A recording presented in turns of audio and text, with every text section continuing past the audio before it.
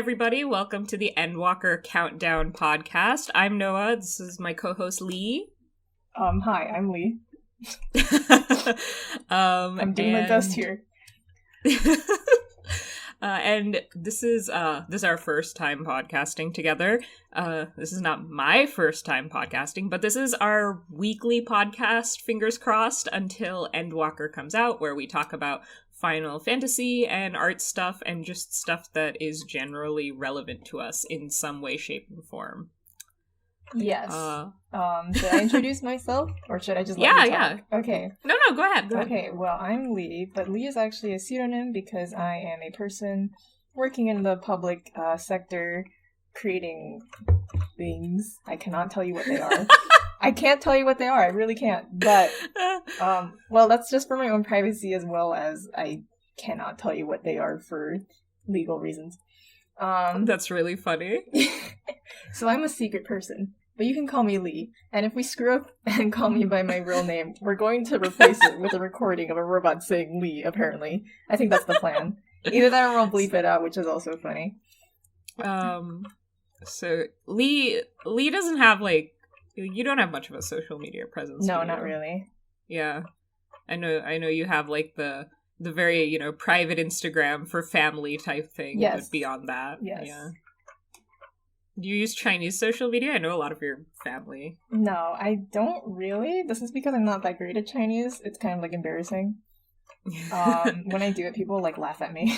This is actually I wonder if I have more Chinese social media accounts than you. I, like, do. I have a Weibo, but it's, like, my family doesn't really use Weibo either, honestly. They, like, kind of do, but, like, not really.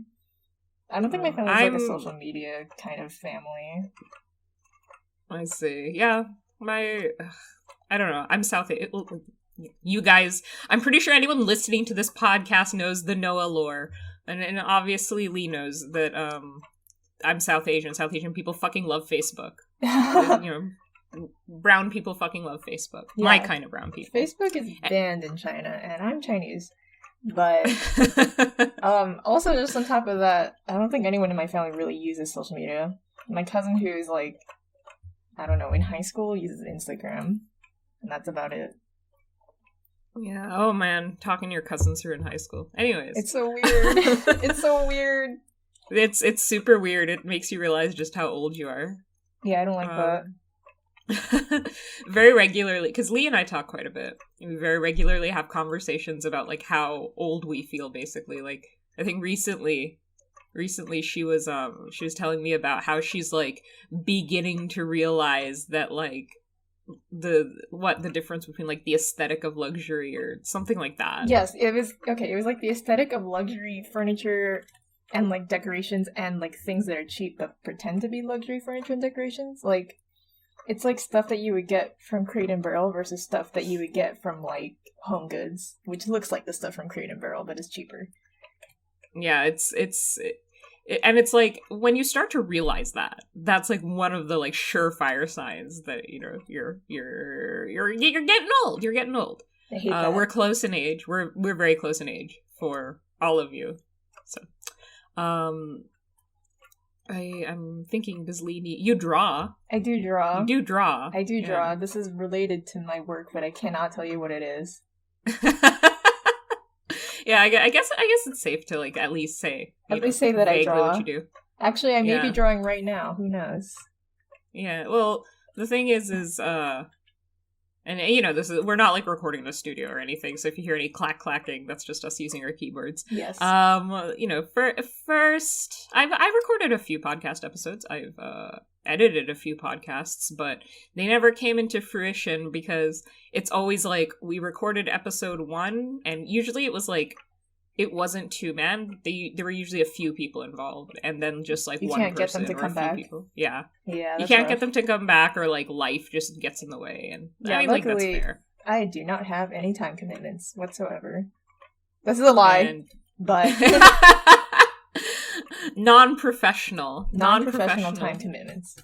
Yes. And I'm in a place where my life is really stable right now. And I'm since I'm probably not going to be doing any more streaming, just because streaming is really strenuous. And like, I love streaming for you guys. Don't get me wrong. but it definitely stresses me out, and it makes me kind of upset that I can only stream a certain time during the week, and I had like European friends or European followers or like Asian ones who just like couldn't listen to my stuff, and they were like, I can't go back listen to it because I don't like record it on Twitch, and Twitch takes your shit down after like a month anyways. So like this is just something we're doing for fun. We don't care about things like monetization or whatever. We have jobs. Yeah, actually this came about because we were talking about Final Fantasy on like work calls. I do call Noah for work calls sometimes. And jokingly I was like, what if we do a podcast?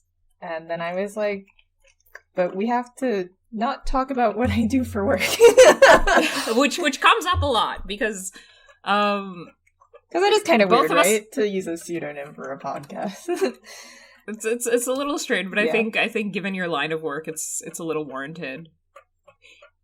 No one wants to get sued over breaking NDA. Yes, of course. So we're taking all the precautions. Yes.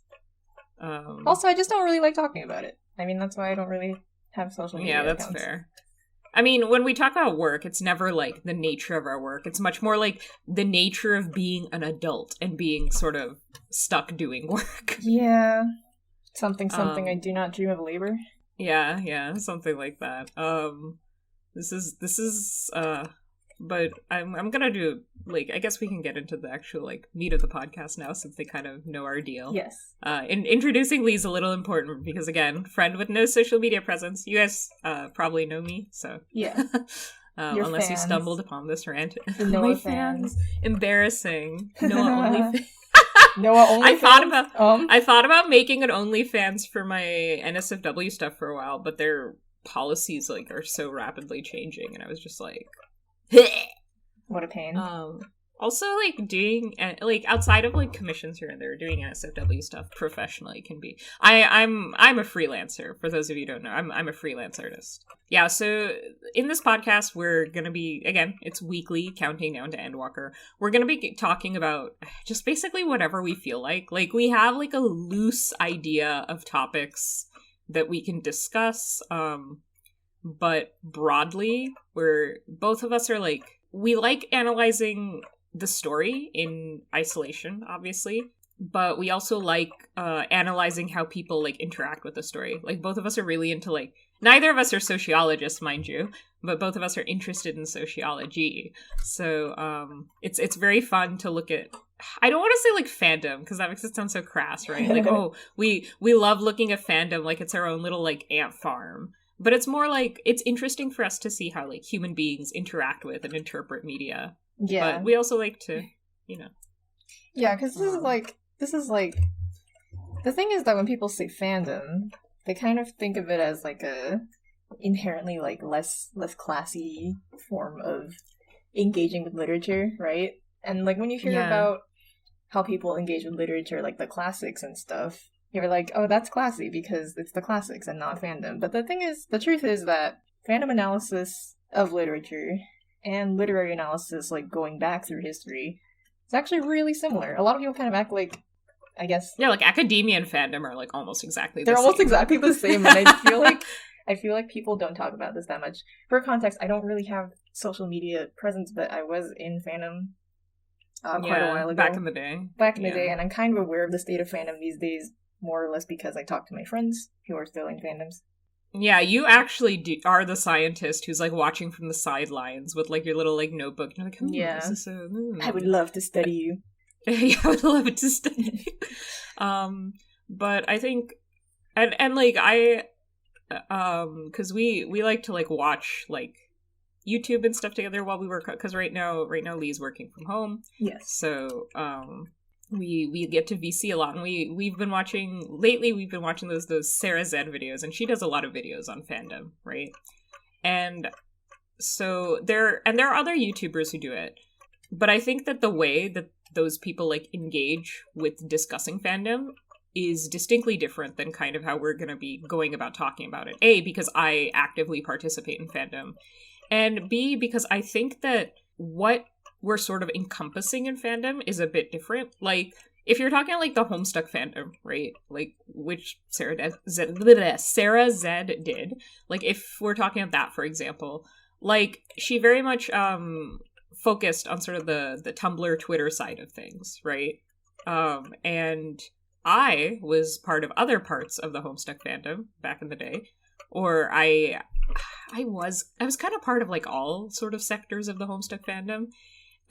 So like the fact that the sort of fandom from the MSPA forums or from Reddit were like a little underrepresented, I understand why. Because when people think of fandom, they kind of treat it like back in the day they treated it like a girls' club, and now they treat it like a queer people's club. Yeah, actually, like fandom is just like non-men who like make derivative works, and derivative work is such a like dirty word. Like both of us are very pro derivative work, especially in a series like Final Fantasy XIV, where it's kind of encouraged to form your own interpretation of the work and to take what you want out of it.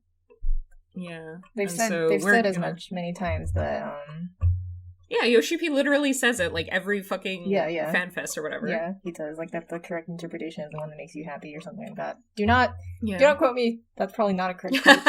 But that's what I got from it, at least. Yeah, we're just stating our opinions. We're just a couple 20-somethings. Yeah. And drawing upon memory, you know, nothing is hard and fast. What we're stating, it kind of sucks that we have to like state like that you have to disclaimers state stuff like this. I mean, this is kind of the reason why I don't have a social media presence anymore, because the temptation to say opinions on social media is really high, and also the likelihood that someone's going to willfully misinterpret those opinions in such a way that paints you like an asshole is also really high. Even if you're just talking about, I don't know, things that like affect you personally or stuff like that. It's sorry if you guys can hear my AC just came on. No, my AC also comes on a lot. It's really loud. But yeah, it's like when I say I don't have a social media presence, it's not like I never had one.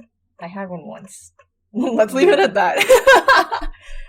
It's okay. You can say Tumblr. It's fine. No. Yeah. It was Tumblr. I know you were there for the Mish apocalypse. No. These cursed words. Worry. Yeah. She wasn't in the Supernatural fandom. No, I wasn't. Yeah. I've seen 2 episodes of it. I did see what happened lately in the Supernatural fandom. And because I was... felt like the ending of an arc. Well, like, I was in anime fandom when, like, the Super Hulock was a thing. So, like, I only, like, saw things happen. I was never a part of them. So the Sarah Zed videos on all that were very, very enlightening. I wonder if she's ever going to do a Doctor Who fandom video. Oh my god. She should do it to, like, round it out, because she did one on the other 2. Yeah.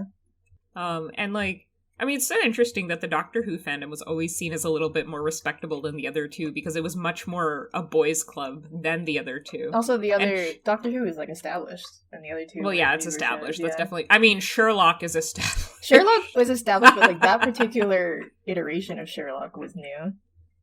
Yeah, that's fair. But yeah, we're you know, and we're gonna like veneer off topic. Like we barely talked about Final Fantasy in like 15 minutes of podcast so far. Everyone's gonna stop listening to us.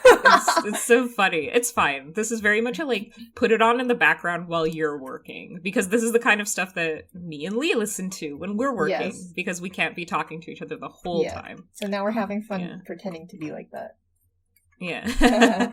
But definitely if you guys listen to the podcast, we would appreciate your feedback, your comments. Smash that like button. we can like read your comments, we can kind of address it. And this is kind of the fun thing where when I'm streaming, I can't address every comment that comes up. And I can't address it like thoughtfully, which is important. Like I have to sort of blitz through them. And like streaming is fun because like you can kind of chat with somebody as it's going, and that's like good. But if you guys like want us to like talk about a specific thing pertaining to fandom or Final Fantasy or art or I guess sociological issues, because we are definitely going to end up talking about those. Yes. But we're going to be talking about them relative to Final Fantasy XIV.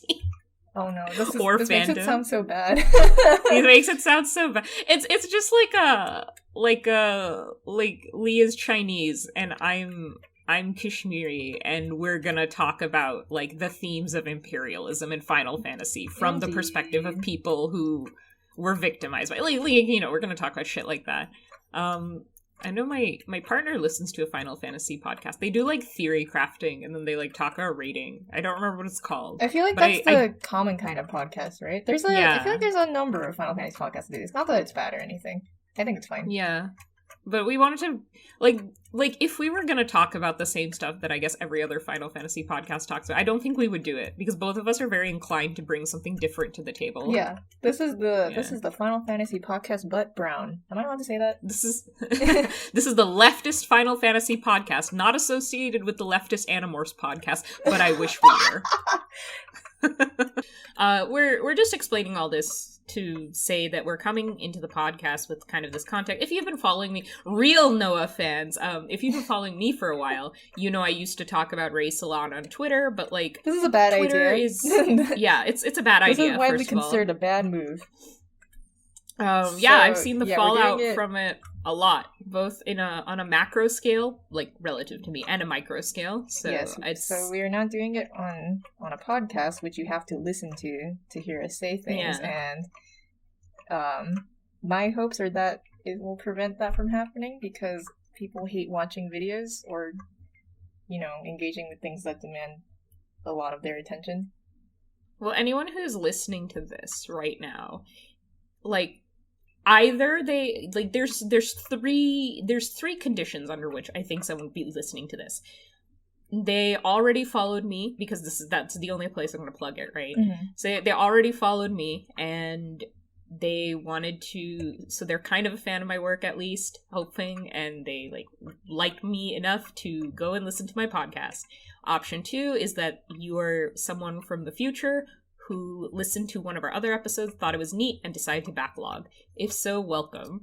And option 3 is that they hate me enough to listen to a podcast, a 2-hour podcast, just because they hate you. Obsessively. Which I think is pretty difficult, right? Because I remember when the Lindsay Ellis stuff went down, and she put out that video, and the wide reaction on Twitter, I think, was something like, I'm not watching that. Yeah. So ideally, anyone who would willfully misinterpret what we say or do so in bad faith is not going to be watching this video.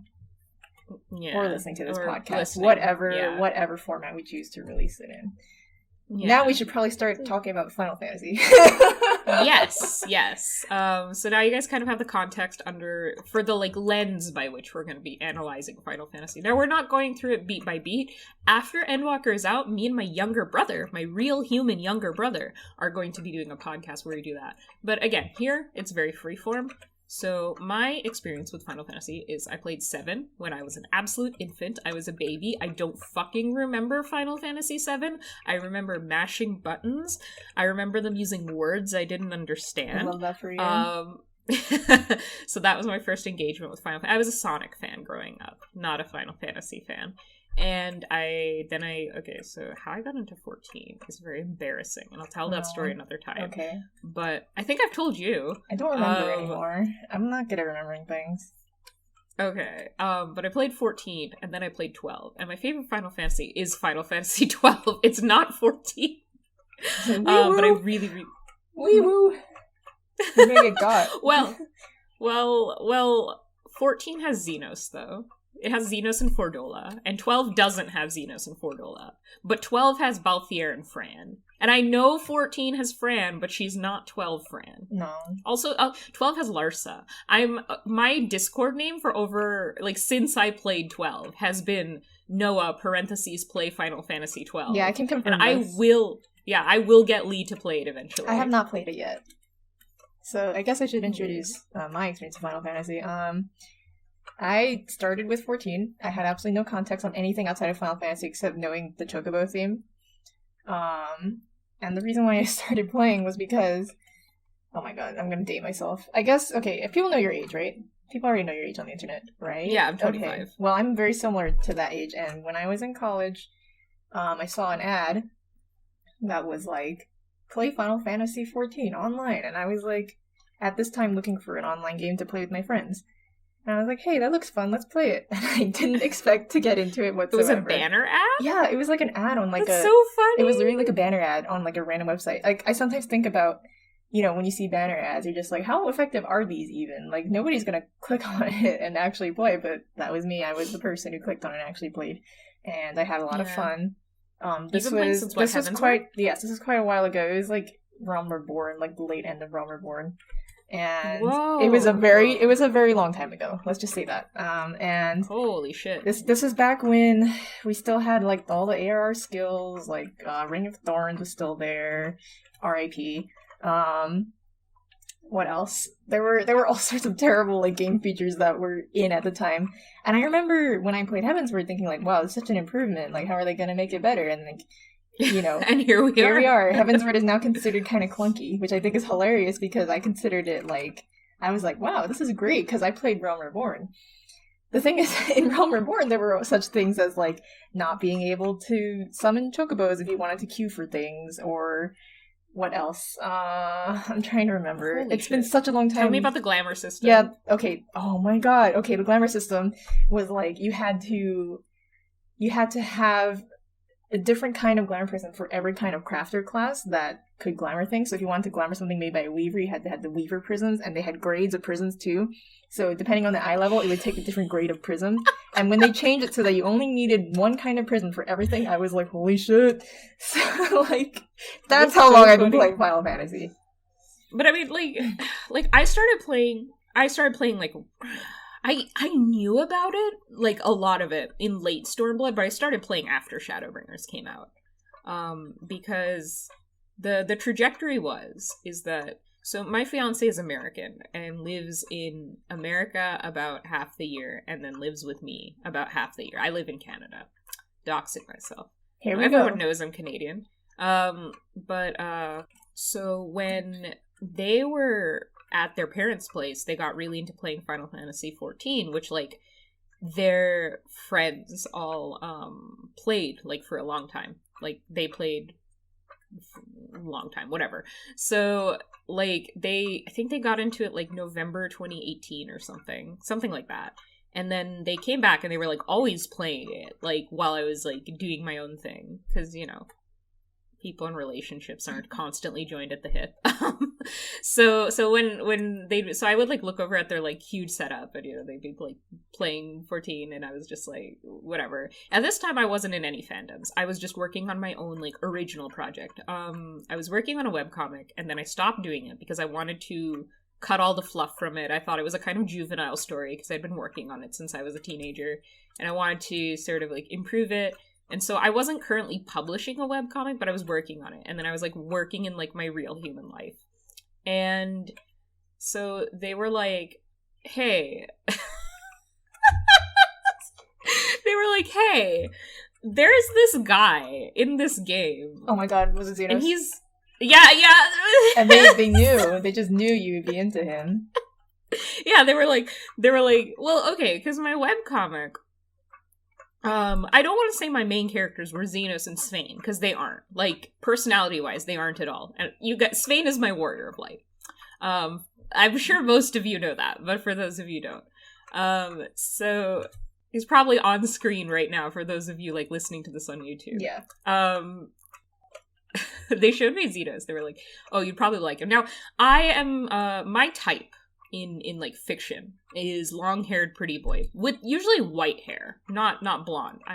Blondes are okay. I'm usually partial, like Estinian types, but not Estinian because he's too rough and tough. I like Estinian. I'll like Estinian for you. Well, I like the sort of like ethereal, like, I know right now saying like a character is very gender is very in, like it's very in vogue. So like a character who's very gender, like I kind of like like they're kind of like soft spoken but like frightening. So Xenos actually didn't tick all the boxes, but I was interested, and then my fiance like told me like roughly about his personality. I was like, okay, I'll play. And my fiance is at the time was just as much into Yotsuyu as like I'm into Xenos, except my fiance loves Yotsuyu differently than I love Xenos. Like my love of Xenos is very like platonic ideal. I know a lot of people like or think that, like I know there's this like common sentiment that like people like, like they project onto their walls or identify with it. Absolutely fucking not. there are definitely aspects of Spain's story that are, like, written from my point of view because imperialism and trauma and things like that. And I definitely, like, draw upon my own experiences to write because what the fuck else am I going to draw upon? But that being said, I don't think Xenos is sexy. I don't want to jump his bones or whatever. You know, like when people are like, oh, you want this fictional boy's dick. I'm like, I really don't. I just want to see him and my guy beat the shit out of each other. That's all. I respect but anyways, that. But when I got into 14, I thought that I was gonna think he was hot, right? Because, like, he looks good. And, like, you know, he has the fighty thing going on. He has, like, a good voice. But when I actually played through Stormblood, I was like, I can't be attracted to this man. He's a fucking moron. Like, I love him, but I'm, like, not attracted to him. But that just, like, made me like him, like, more. Like, the fact that I experienced, like, no attraction to... Because, like, I'm gonna be really, like, frank here. I only really fall in love with characters. Like, fall in love with them if they remind me of my fiancé. Because I am engaged to the best person in the world. So it's like unless we're having, like, an assigned Kinney at Noah moment, you know? Like, unless we're having a, like, oh, this character reminds me of you moment. I'm not really gonna be like, oh, you know... I love them. Like, not the same way. And Xenos is, I became endeared to Xenos when he gives that speech about biting down on the jugular. I was like, this is fucking hilarious. I think he's so funny. But by then I was in too deep. I had played through 2 expansions. But I'm gonna be frank, like, ARR was okay. I didn't like Heavensward. And we'll get into that in the Heavensward cast. Yes. But it's a pretty well-known thing. I don't talk about it on Twitter much because I try not to be too negative on Twitter nowadays, but I don't like Heavensward. So I was actually, like, legit considering, like, dropping the game if the writing quality of Stormblood was as bad as it was in Heavensward. This is actually funny to me because I did like Heavensward, but I think I liked it and you disliked it for entirely different reasons, which is also funny. Yeah, we'll have to do the Heavensward yes, we will discuss that then. Yeah.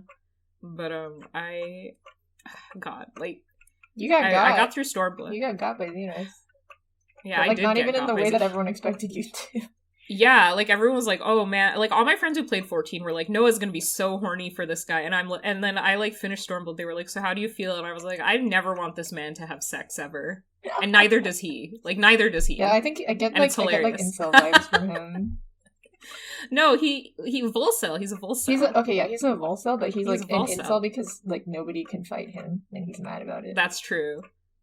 He's an incel and also a Volcel. Isn't that so funny? Because, like, the thing with incels, I'm so sorry to veneer off topic. Now we're talking about The thing about incels, well, I love to study them. The thing about incels isn't that nobody will fuck them. The thing with incels is that nobody of their standard will fuck them. Yeah, and, like, I guess that's really similar to Xenos. Nobody to the standard that he wants will fight him. I guess the only difference is that Xenos kind of is of that caliber and incels are not. Like, incels are... but Xenos also, like, sucks, right? Like, hold on, I'm gonna rant a little bit. Oh, I've said this many times. We shouldn't have brought up Xenos. I will rant about this briefly.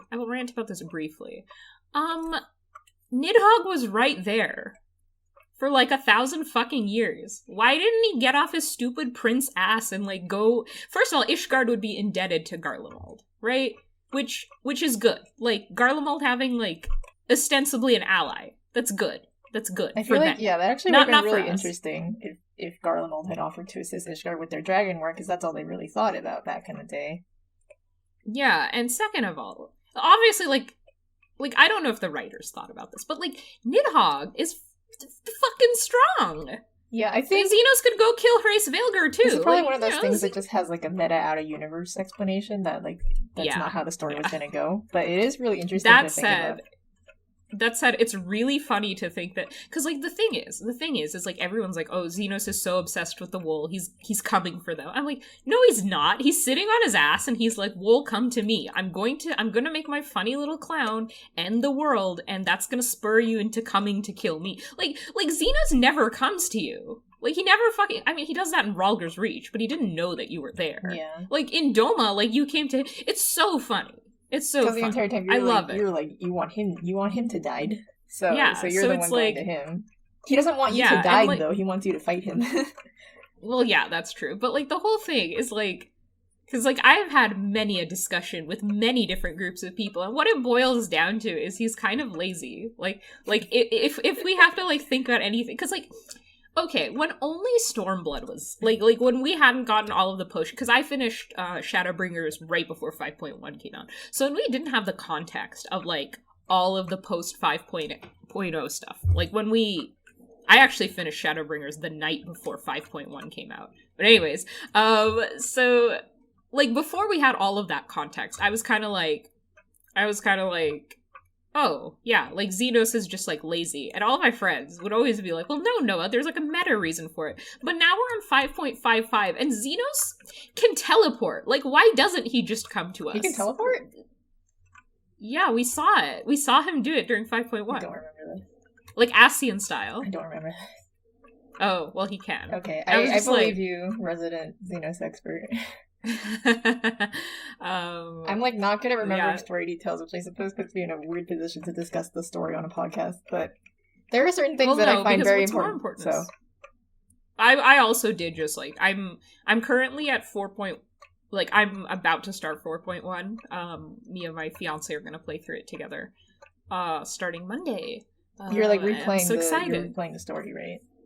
Yeah, the whole game, yeah. But yeah, the Xenos Jaeger. But actually, I do like Xenos a lot.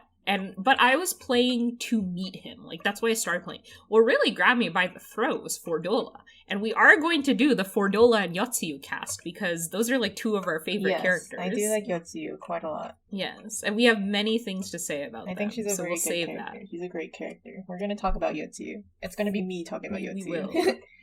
Yeah, lots of you talk about Yotsuyu, we talk about Fordola, because they pertain to our unique racial trauma. Indeed. Also, am I allowed to say this on the podcast? Lesbians cannot do anything wrong.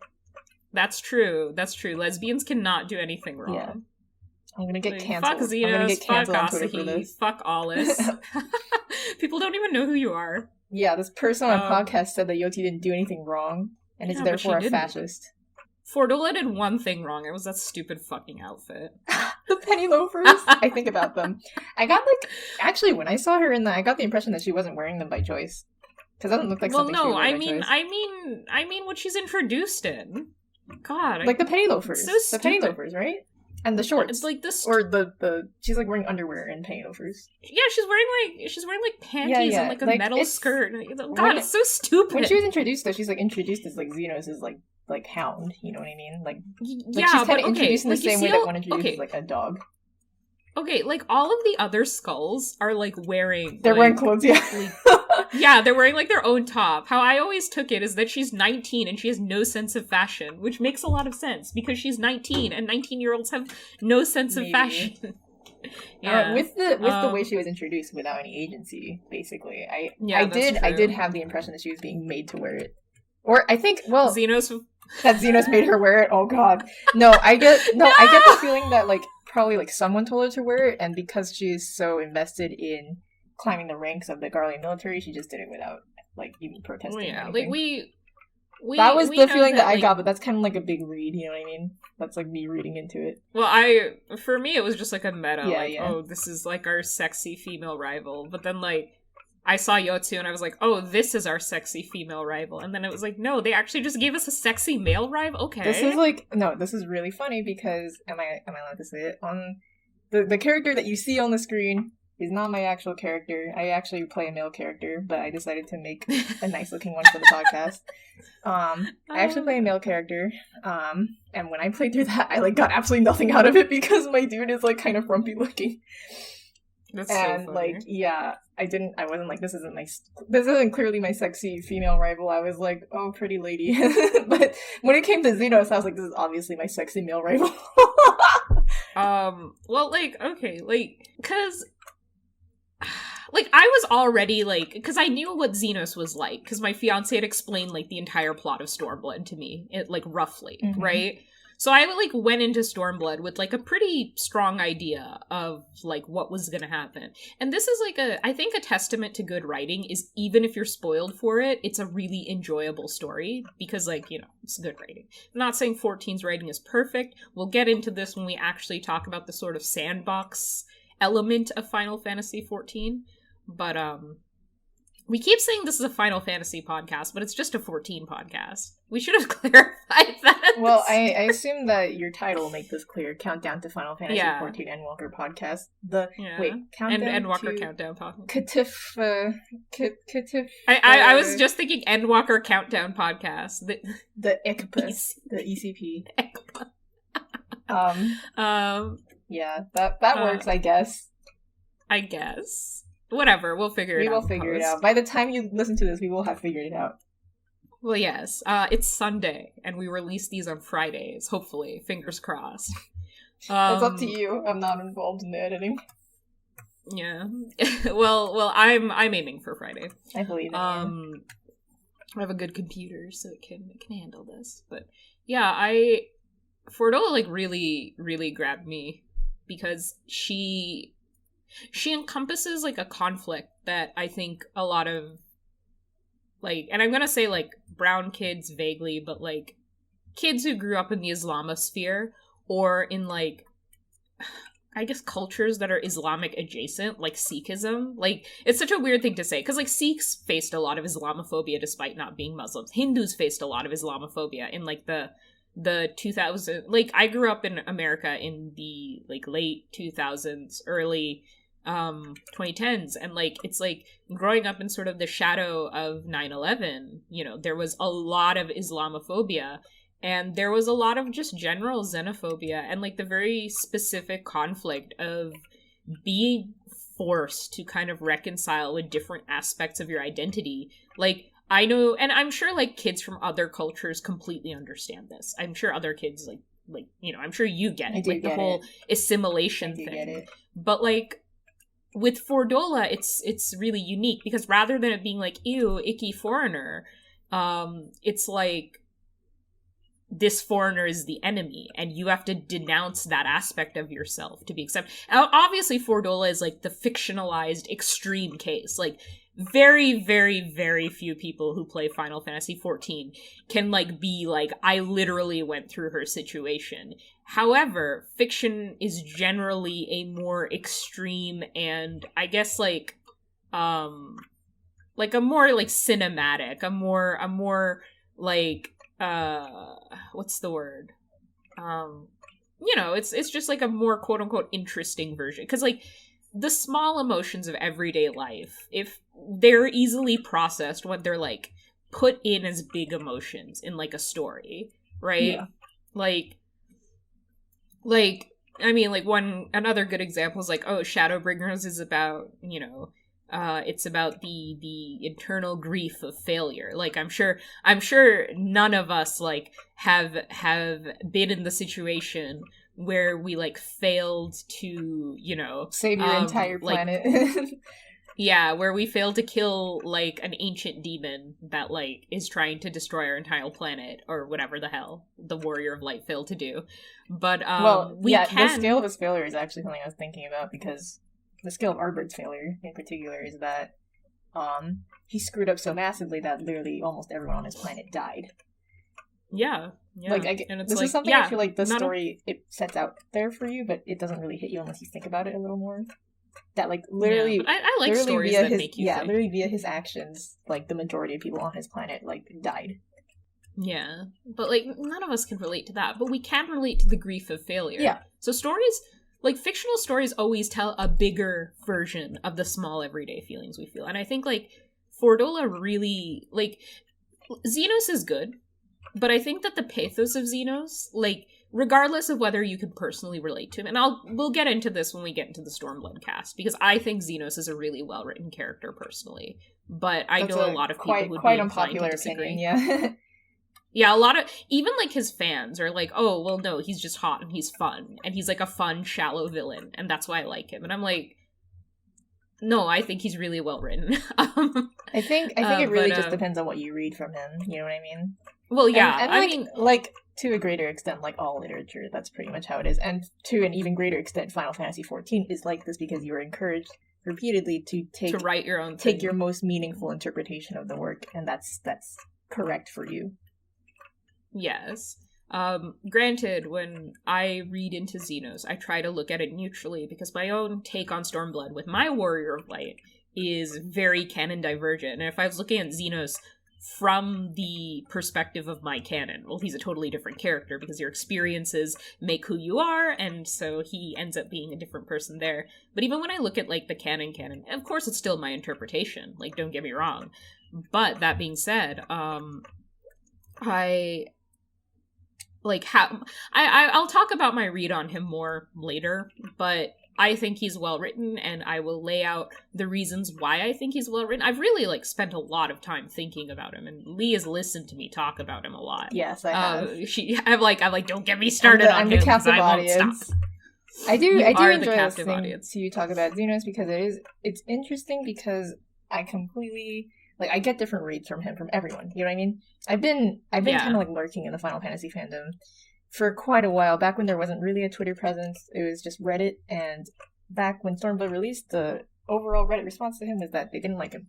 My friends also said the same thing. They were like, I didn't like him, he was boring, he was shallow, he was, like, irritating, he has a weird voice, he looks like Nigel Thornberry, I don't know. That particular one, I don't know if I agree with that last one. I'm one of those people who thinks he looks good. But I think he's kind of designed to be kind of like a Sephiroth analog, you know what I mean? Like, yeah, visually he's the Sephiroth. I think he's supposed to be pretty. It just depends on what you take out of it, but, like, you know, whatever you take out of it is valid. It's just that it's interesting to me because I like hearing different takes on media, and for the longest time, the only take I ever heard was that he was bad. Which, like, yeah, that's fair. I mean, I think a lot of people hear takes and absorb them into their own take. So the more people say that he is bad, the more people are also like, yeah, I guess he is kind of bad, because they kind of had that read, but not strongly enough to say anything about it. I need to make a fucking Xenos video, so next time somebody, like, sasses me about why I like Xenos, I can just fucking link them to it. Or I can just link them to our Stormblood cast, because, like, I am so fucking tired of, like, explaining it. Because, like, what it boils down to is everybody has a different read on media, and everybody gets something different out of it. Yeah. And, like, I think that, like, when I'm putting out my read, like, I've definitely had people who, like, listen to me talk about Xenos, and they're like, you know what, I appreciate him more as a character. And I've had the reverse, where, like, I don't like Estinian or Elidibus. Those are two characters who I think are incredibly weak. However, I've had friends talk to me about those two characters, and I don't like Heavensward Estinian. No one's ever gonna convince me to like him. But I didn't even, like, post Heavensward Estinian before. But I actually had a really enlightening conversation with a friend who's, like, an in-game friend about Estinian, like, a couple weeks back. And I really sat there and, like, thought about him after that. And I really like post Heavensward Estinian. Yeah, now. I think like, that. No, he's good. I think he's what's good. most interesting about media analysis is that hearing other people take meaning out of things that you didn't ascribe meaning to before can give it meaning in your mind too, because you now understand what that person saw in it. Yeah, and I'm not trying to convince you guys that Xenos is a good character. No, this is the podcast where Noah tries to convince you guys that Xenos is a good character. Don't listen to him. I just want to put out there why I think X or Y is a good character, because these are characters who are usually overlooked. Like, when people talk about, like, Stormblood, they always talk about Yotsuyu, right? Because she's and even good. Then, they talk about her wrong. They talk about her wrong, though. Everybody talks about her wrong. We can't say it's wrong, because everyone's media analysis is correct. I will continue to reiterate this, because I actually do believe it. But that's true, but they're also wrong. There are analyses that I do not agree with on a personal level. Yeah, well, I'm wrong parentheses subjective. Yes, exactly. There we are. Yeah. Wrong parentheses subjective. Because everyone's entitled to their own opinion. Yeah. However, I do think some people's analysis is worth more salt than others. Like, in terms of what I put stock into. Like, Lee's analysis on Yotsuyu. And I actually appreciated Yotsuyu more after talking to Lee as well, because Lee's analysis on Yotsuyu comes from the perspective of somebody from this kind of society, like an East Asian person. Because a lot of Yotsuyu's story covers racial trauma. I actually put a lot of stock into a lot of Lee's opinions on the Doma Yanxia conflict because of that, because it's something that she can relate to. Likewise, I put the most stock into opinions on Alamigo from, like, Middle Eastern people who have felt the consequences of occupation. Not all Middle Eastern people, obviously, because, like, countries like Iran haven't, like, really dealt with occupation the last 50-odd years. I mean, they have historically, but, like, you know, people who are from, like, I'm from a country that is currently occupied. Like, we're not considered a country. Oh my god. No, this just reminded me the other day. I'm so sorry, babe, if you're listening to this, but I was talking to my boyfriend. I don't think I told you this. I was talking to my boyfriend, and, like, we've been dating for, like I'm in a polycule. So this isn't my fiance. I've known my fiance for, like, 10 years. And I was talking to my boyfriend, and it just came up that, like, he was playing Kingdom Hearts, right? And this is a good way to start. He was streaming Kingdom Hearts for us. And they were in Agrabah. They were in the, like, you know, the Aladdin part of it. So we were talking about, like, Orientalism and stuff. And my boyfriend is white. My boyfriend and my fiance are both white. And it just came up that he thought, because Kashmir isn't, I'm from the Pakistani side of Kashmir, so legally I'm a Pakistani. But he thought I was Palestinian. Oh my god. It was so funny. It was so fucking funny. Because I'm a Muslim, and I'm sure I've said I'm Pakistani in passing, right? And most white people don't know what Kashmir is. Yeah. And it was just so funny. I was, like, losing my shit. He's like, okay, well, you talk about Palestine a lot, so I thought you were... I was like, no, most people from the Muslim world are just invested in Palestine. Right. Like, that's just what it is. It was so funny. Like, I'm not shading him. It was really funny. I had a good laugh. Nobody get angry. It was hilarious. It's actually really funny. It was really funny. I love white people. I'm gonna clip that out of context, and I'm gonna get someone to post it on Twitter. No! Noah's surname, 2021. I love white people. Yeah, now nobody can get mad at me for... Yeah, we have white friends. Nobody gets mad at me. Yeah, we have white friends. You can't clip it because I have the audio and I haven't uploaded it anywhere. Yes. But when anyways, you do. But yeah, like, Fordula is kind of what... Like, I wasn't engaging with 14 super seriously the first time I played it. Like, I will say this, that when I first played 14, I completely did not put any stock in the story because I started in Realm Reborn, when the story did not really take itself super seriously. I feel like this in itself is kind of a controversial take these days, but I'm going to say that I don't think that Realm Reborn took itself as seriously as other installments, like later installments of Final Fantasy XIV did. Well, what I think it is Realm Reborn was, like, lore and world building driven, and people will say, I want lore, I want world building. The audience doesn't fucking know what they want. Fuck the audience. The audience doesn't know what they want. There's, like, takes flying around Twitter these days that are, like, they say stuff like, don't skip Realm Reborn, right? Like, those... And I don't think you should. Yeah, I don't think you should either. Yeah. But, I mean, people are like, don't say Realm Reborn is bad, and it's like, well, I'm not really saying it's bad either. It's just... It's... like... I felt that it didn't take itself seriously, so I didn't really take it seriously back then either. Well, yeah. It kind of... It totally jumps I enjoyed around. it. It was enjoyable, and I also realized that, I actually don't want to call it bad, because, it was developed in such a short amount of time. This is something that I have personal experience with in my professional life. It was developed in a really short amount of time, and the people who were working on it most definitely put in hours and hours of crunch to make it happen, so I really want to respect the work that they put into it. But I will also say that the story is, it's something to be enjoyed, but is not incredibly deep. It's more sandboxy than the other parts of is. 14 there too. There are parts that I really want people to, like, know about, and I'm pretty sure, like, the devs too are, like, invested in, like, Thancred's mini arc, which is mostly hidden from you, but, like, he will make reference to it, and if you know what he's been through, it's actually really meaningful. But if you don't, if you're a new player, you're just gonna be like, why is this guy talking to himself about someone named, like, Astilia? Yeah.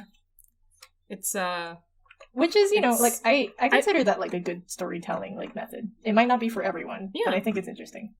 I also just didn't really I just didn't take the story very seriously back then because I didn't have the context, I wasn't into it, and it didn't seem like it took itself very seriously. I think this is probably the case for a lot of players.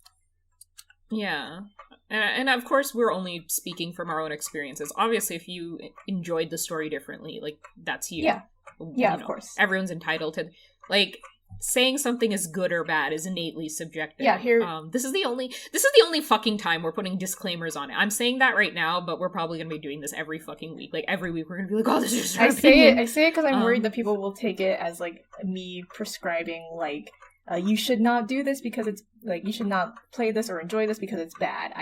This is something that I avoid saying all the time because as someone who is pretty connected to media creation and writing things that are meaningful and things that I want people to engage with meaningfully, I just don't like saying stuff like that. If you like it, you like it. If it brings you meaning in your life, then that's a good thing. Yeah. And this is, we're all saying this to, defend us saying that we didn't really engage with Realm Reborn that closely.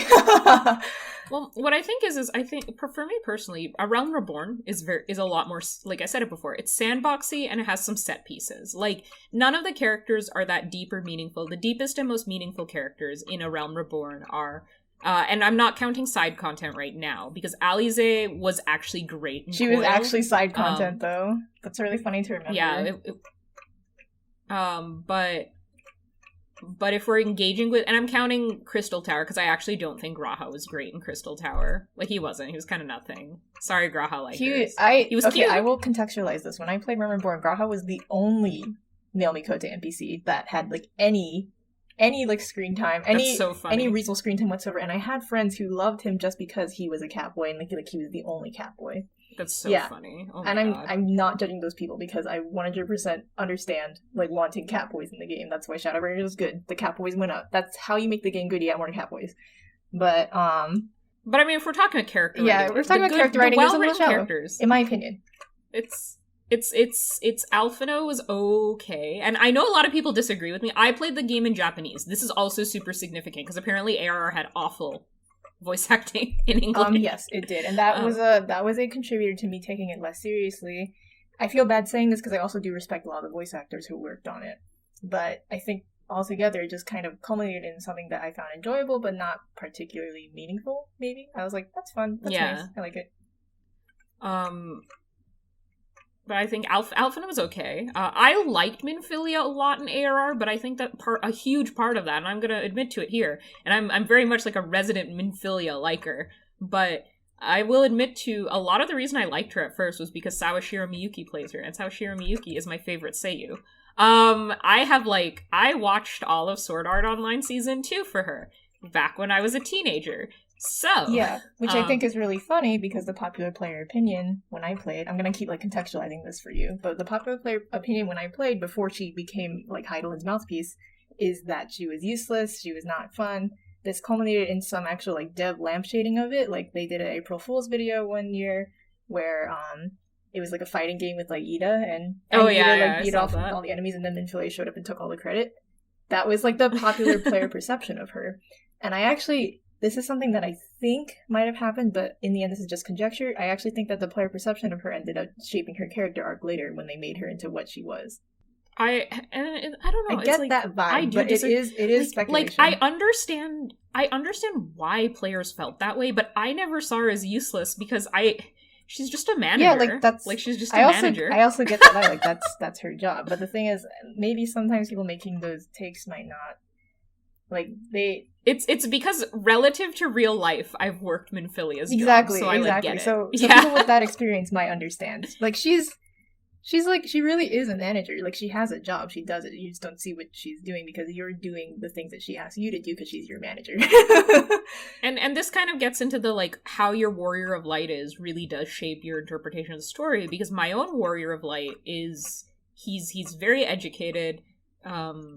He like, lived amongst nobility, so he understands the nature of Minfilia's job, and he could empathize with it from the start. So because, like, how I engage with the story, obviously, I've said it before, I engage with it, like, separately from, like, my own character. I try to do that. But I try to do it with my character as well, right? And so when I'm talking about characters, like, my true feelings about them are relative to how I play my character. It's just, when I'm in, like, a sort of not academic, but when I'm, like, discussing it with people, I'm not going to be like, oh, well, my wool, because obviously not everyone knows it. But, like, when I was playing with it, like, how I went through 14, a lot of it was, like, what is my character thinking right now? And I always felt like my character would really, really like Minfilia because he thinks she's, like, super professional.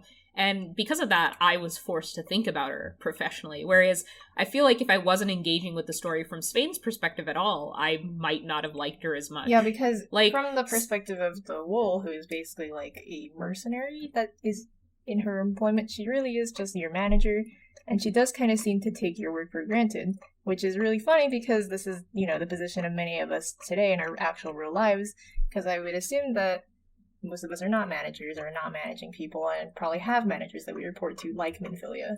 This is us now analyzing Final Fantasy from the perspective of, like, a working adult, which is not the entire player base either, but you know what I mean. This is a reminder to myself in post to add the Soviet national anthem that what Lee just said. Adventurers of the World Unite. We could do a Marxist analysis. I'm sure we could. Marxist. Oh my god, I don't think I'm qualified to do that. I'm like not super good at like Marxist doctrine. Actually, I just.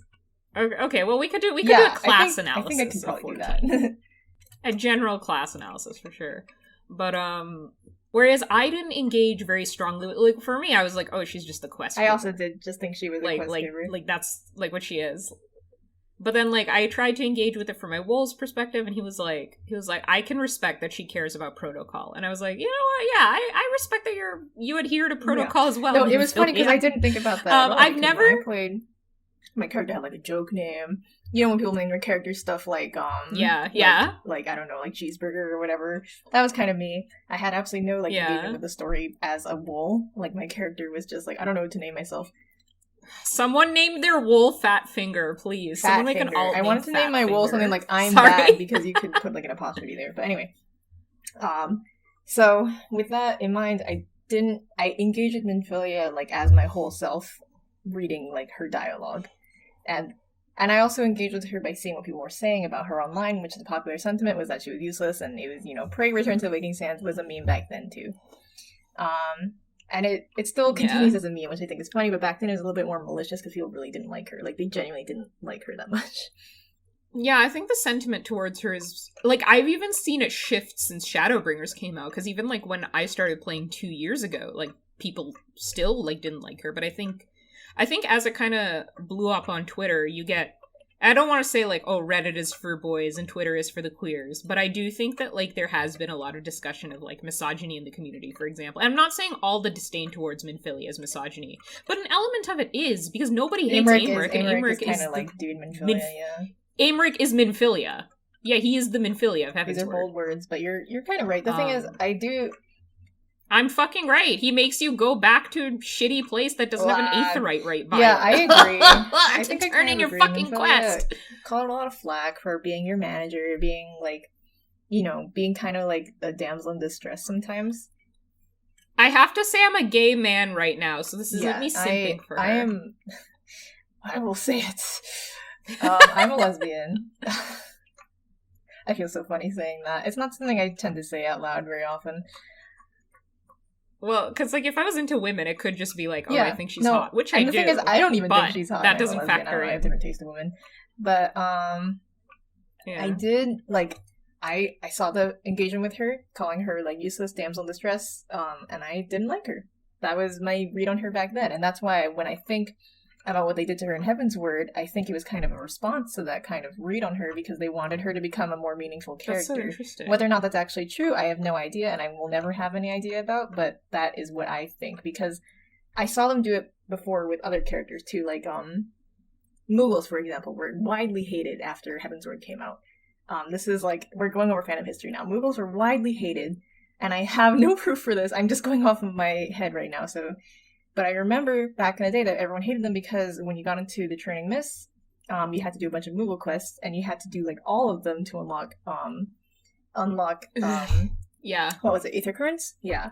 And you had to do, like, so many of them, and they were really, like, demeaning, they would call you names and such, and they were, like, shitty fetch quests. It was, like, Heaven's Word quest design, so it was really, like, tedious. Oh, yeah, Heaven's Word had... Yeah, I mean, it was kind of designed on purpose to waste your time. They changed that later. But, these quests... Well, yeah, because they had, like, Yeah, less yeah. late game content Yeah, for you these to quests were designed fuck to waste around your in. time, and the NPCs were not very nice to you, and so everyone really hated Mughals. Like, they got a really bad reputation after that. People were like, fuck the Mughals, like, I hate a Mughal, I'm gonna, like, punt a Mughal. There was, like, lots of, like, Mughal-related, like, violence. But, then they came with the Mughal Beast Tribe, and I remember everyone being like, ah, the goddamn Mughals, but then the Mughals and the Beast Tribe were, like, helpful, they pulled their weight, they were still Mughals, but they, like, wanted to do good, and you also got the slap one. So it was, like, Heaven's Word is the best X-Pack because they give you unmovable Moogle. And that's the best NPC. Yeah, you're in the right. game. But I do think about that. That I think the way the Moogle Beast Tribe ended up written was because of the, like, negative response to Moogles back in the day, that people just didn't like them that much. And I will say that I do understand that there's a whole other side of the player base, the Japanese side, that may not have had this experience. I didn't engage with the Japanese side of fan back then. I didn't have really a read on them or anything. I still don't that much, but I do. You not speak that well. Japanese, but right? I do enough. enough to get a read on fandom to, if which you I wanted don't really, to. But I do. But I think that context is important for future discussion. For future I do discussions. Know Japanese. But yeah, it was. I remember that back in the day, and I remember thinking, like, to myself that they had done this because nobody liked Mughals, and this actually did improve the reputation of Mughals to the point where now you don't really see people wishing death on Mughals randomly. They should have just given us the Evilise Mughals. The Evilise Mughals They look kind are of the funky best to me. Mughals. Am I allowed to say that? People are gonna get mad at me now. They look like the Loporrits. I think the Loporrits are like an actual like Final Fantasy thing as well. I'm gonna be back really fast. I'm gonna cut out this silence. Actually, I'm not. You're just gonna leave it in. I'm just I'll gonna be talk. Right back. Okay. So, God, what were we talking? Mughals. Yeah, we were talking, but back to the ARR thing. Like, how I engage with, like, I don't think I would have enjoyed ARR as much if I didn't engage with it from the perspective of my wolves. So I understand why people say that they didn't, because if, like, there are people who engage with the story only from the context of, like, the wool is, like, just an avatar or an object and, like, not a character. That was me. And that's fine. You can engage with the story how you want. The wool wasn't a character for me until Shadowbringers. But, like, the thing is, like, for ARR and even Heaven's Word, like, I don't know, because Heaven's Word is a more character-driven story. Like, as many problems as I have with Heaven's Word is where it becomes character-driven. So that's the reason that's why like, I like Heaven's Word, that it's more character-driven. Like, that's when you can start, you can stop engaging. Like, anyone who didn't engage with their wool as a character, like, who didn't go into the game with an idea of who their wool was. Because, like, when I went in, now, Swain was a very different character when I started playing, but I knew the general sentiment of what I wanted to write was, like, an overconfident, cocky, like, overpowered kind of character who was also, like, at the same time, really socially sheltered and kind of inept. And so, like, going through, and, you know, he got sanded out and, like, or sanded down, whatever, his edges were sanded down and he, like, actually became, like, a proper character. But I had, like, this rough idea of what I wanted him to be, and then I let the, like, events of the story sort of shape him from there on. And because of that, like, I think with lore-driven stuff and world-building driven stuff, you have to bring the character building to the table, which I don't think a lot of people do. Like, you and I do it because we like to, you know, like, we're artist types. And this isn't to say people who, like, maybe don't do this stuff perfect. Like, obviously you don't have to do this shit professionally to be of that mind. But, like, people who draw, people who write, people who do stuff like that, generally that's how they engage with stories. And then, like, there's some people who don't. And yeah, it's funny, again, that's fine. That's your prerogative. But 100% did not engage with it as a character, as my character being a character in the story. My character is just a stand-in for, you know, for me interacting with the world for the most part. Yeah, and it's like, Heaven's Word is where it becomes more character-driven, because as many problems as I have with it, like, Estinian and like, Harshifa, Aymeric, Izael, they all have their own motivations, their own thing going on outside of the wool.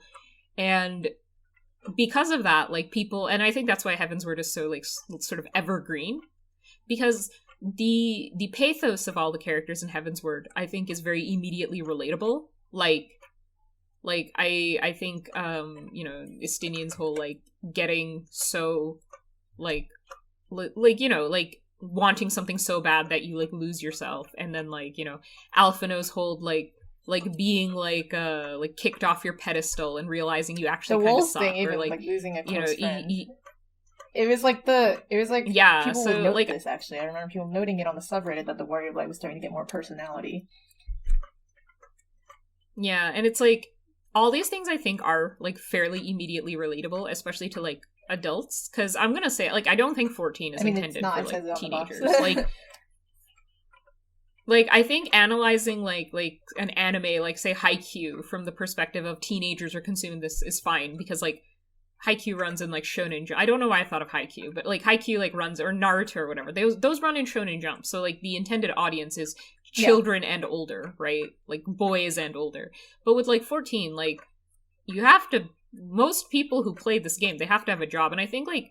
And this isn't to, like, shade, like, younger people who play. If you're under 18, why are you listening to this? Because I only advertise this on my Twitter, and my Twitter is 18 plus only. But that being said, I think, like, this is something for, like, older people to engage with, because I do actually think that it's very, like, politically dense, and it's very ideologically, like, exploratory. Not to shade people who don't like to read. Yeah. It is on the box. It's like, you must read to play this. I don't remember what the wording is. It's something like lots of reading required or something like that. Because that's what they have to put on game boxes. It's not. Well, yeah, it's a VN. It's a VN. 14 is a VN. Yeah, it's just the longest VN ever. Gameplay attached or something. Yeah, like on the box it says like lots of reading required, because that's how you put on boxes. Because usually video games in this country are considered for children, so they put that label on the box. Yeah, it was like, if you look at the box, it'll say like lots of reading required or something. I remember this being true at some point. Interesting. I might be wrong, actually. Now I've like made a complete fool of myself by stating a fact without any like any proof or anything. But I'm also not going to look it up right now. I just have the feeling that this was a thing. Oh yeah, this is the anecdotal podcast. If people want hard and fast rules, they can go on a Google. Yeah, I'm not gonna make like themselves. A Sarah Z analysis video of Final Fantasy. That's like a pretty easy way to, I don't know, have the entire fandom like eat your corpse. Yeah, I mean that's gonna be us after we do the Fordola Yatsu cast. Remember, lesbians can do no wrong. Yeah, lesbians do nothing wrong. Especially lesbians of color, which both of them which are. I am, so I also can't do anything wrong. Anyways, so what's it called? Yeah, so I understand like why people didn't engage with ARR, whereas they did with Heavensward.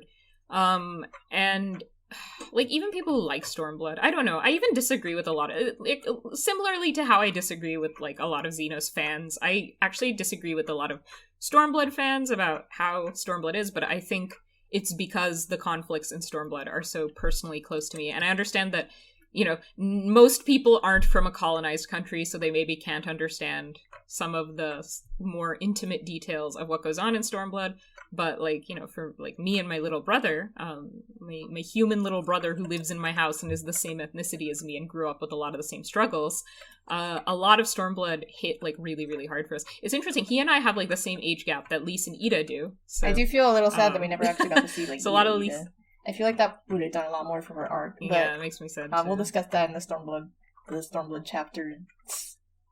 I did appreciate Lise a little bit more after my little brother played through it, because when my little brother was playing through 14, I, like, sat with him the whole time. So I, like, watched him play it. Or I didn't sit with him, like, the whole time, but for, like, a very large swath of it. Like, every voiced cutscene I was there. And... like, it was really interesting to engage with it, because my little brother's like a cis guy, right? And he's like significantly younger than me, like he's 6 years younger than me. So how he engaged with the story was very different than how I did. Like, we definitely have some of the same opinions. Both of us are big Yu-Giri stans. Both of us really like Fordola, but he also had like some different opinions. Like, he really likes Aymeric, for example, whereas we'll get into that eventually. The Aymeric anti-podcast. Aymeric anti. The thing is, though, I do like Aymeric, so at least we'll be balanced in our opinions on Aymeric. But yeah, we're not. Well, even with characters both of us don't like, I don't think we're ever gonna have just like a 2-hour like shit on a character fest. I don't really like characters in a deep way. I like them in a pretty shallow way, which I think is probably fine for most Final Fantasy characters, because a lot of them aren't very deep. This is a little bit mean to say. I don't think they're super deep, just because Final Fantasy XIV is a story of the wool. It's a story of your colleagues. And it's not the story of people like Americ. Americ is a supporting character. Yeah, like, when people are like, why don't they make X ship canon? I'm always like, well, because there's somebody out there who ships their character with that character. Like, that's the big thing. Yeah, I mean, me. they've said this before. Like, they've said this they'll before, tease they stuff. don't want to do this because they don't want to ruin anyone's personal interpretation of the work, because, as they have said many times, your own personal interpretation of work is the most correct one for you, and they kind of don't want to take that away from you, I think. Like, if we're gonna meet, like, characters who are, like, canonically together, they're gonna come prepackaged, like the Chais. I think they were already. I will say that I think that the Final Fantasy writers are pretty plugged in, not in a bad way, just in a way such that they know pretty much how the audience is going to react to things, and so they're not going to introduce a character and then, like, marry them off to another character, because, like, in other media, this is often a very unpopular move because people get attached to certain things. Yeah, like Americ Estate and Thancred Riange is, like, those are bad examples. They're just popular ships. But, like Sid Nero will never be canon. I know, and it makes me sad. Like, canon. The thing is, they're clearly It married, makes me so sad, too. I really like Sid Nero, so I feel it. But, like, I'm thinking, like, who else? Like Arenvald and Fordola will never be canon, because there's definitely someone out there who ships their I'm actually not so sure about that one. I think they might be on the tail because they are het. I'm not going to go too deeply. No, they just get ship teased. I mean, a lot of characters in Final Fantasy just get ship teased. Urianger and Y'shtola also got ship teased. No, you know who got ship teased? Who got ship teased really hard? Who? You're not going to know this because it was in Bozja content, and also this is spoilers for recent content, so wee woo. But in the Bozja content, Mikoto and Sid got teased, like mega teased, like actually directly mega teased, and it completely caught me off guard. I was like, they did. I know. I played the first part of Bozja. They got mega teased in, like, the latest installment. Like, she was straight up, like, crushing on him, and then, like, Geralt showed up and he was like, yeah, Sid's really hot, to her face. And she was like, oh, Sid Geralt. Yeah, I know. He was like, yeah, he is really hot. And I was like, Geralt? Yeah.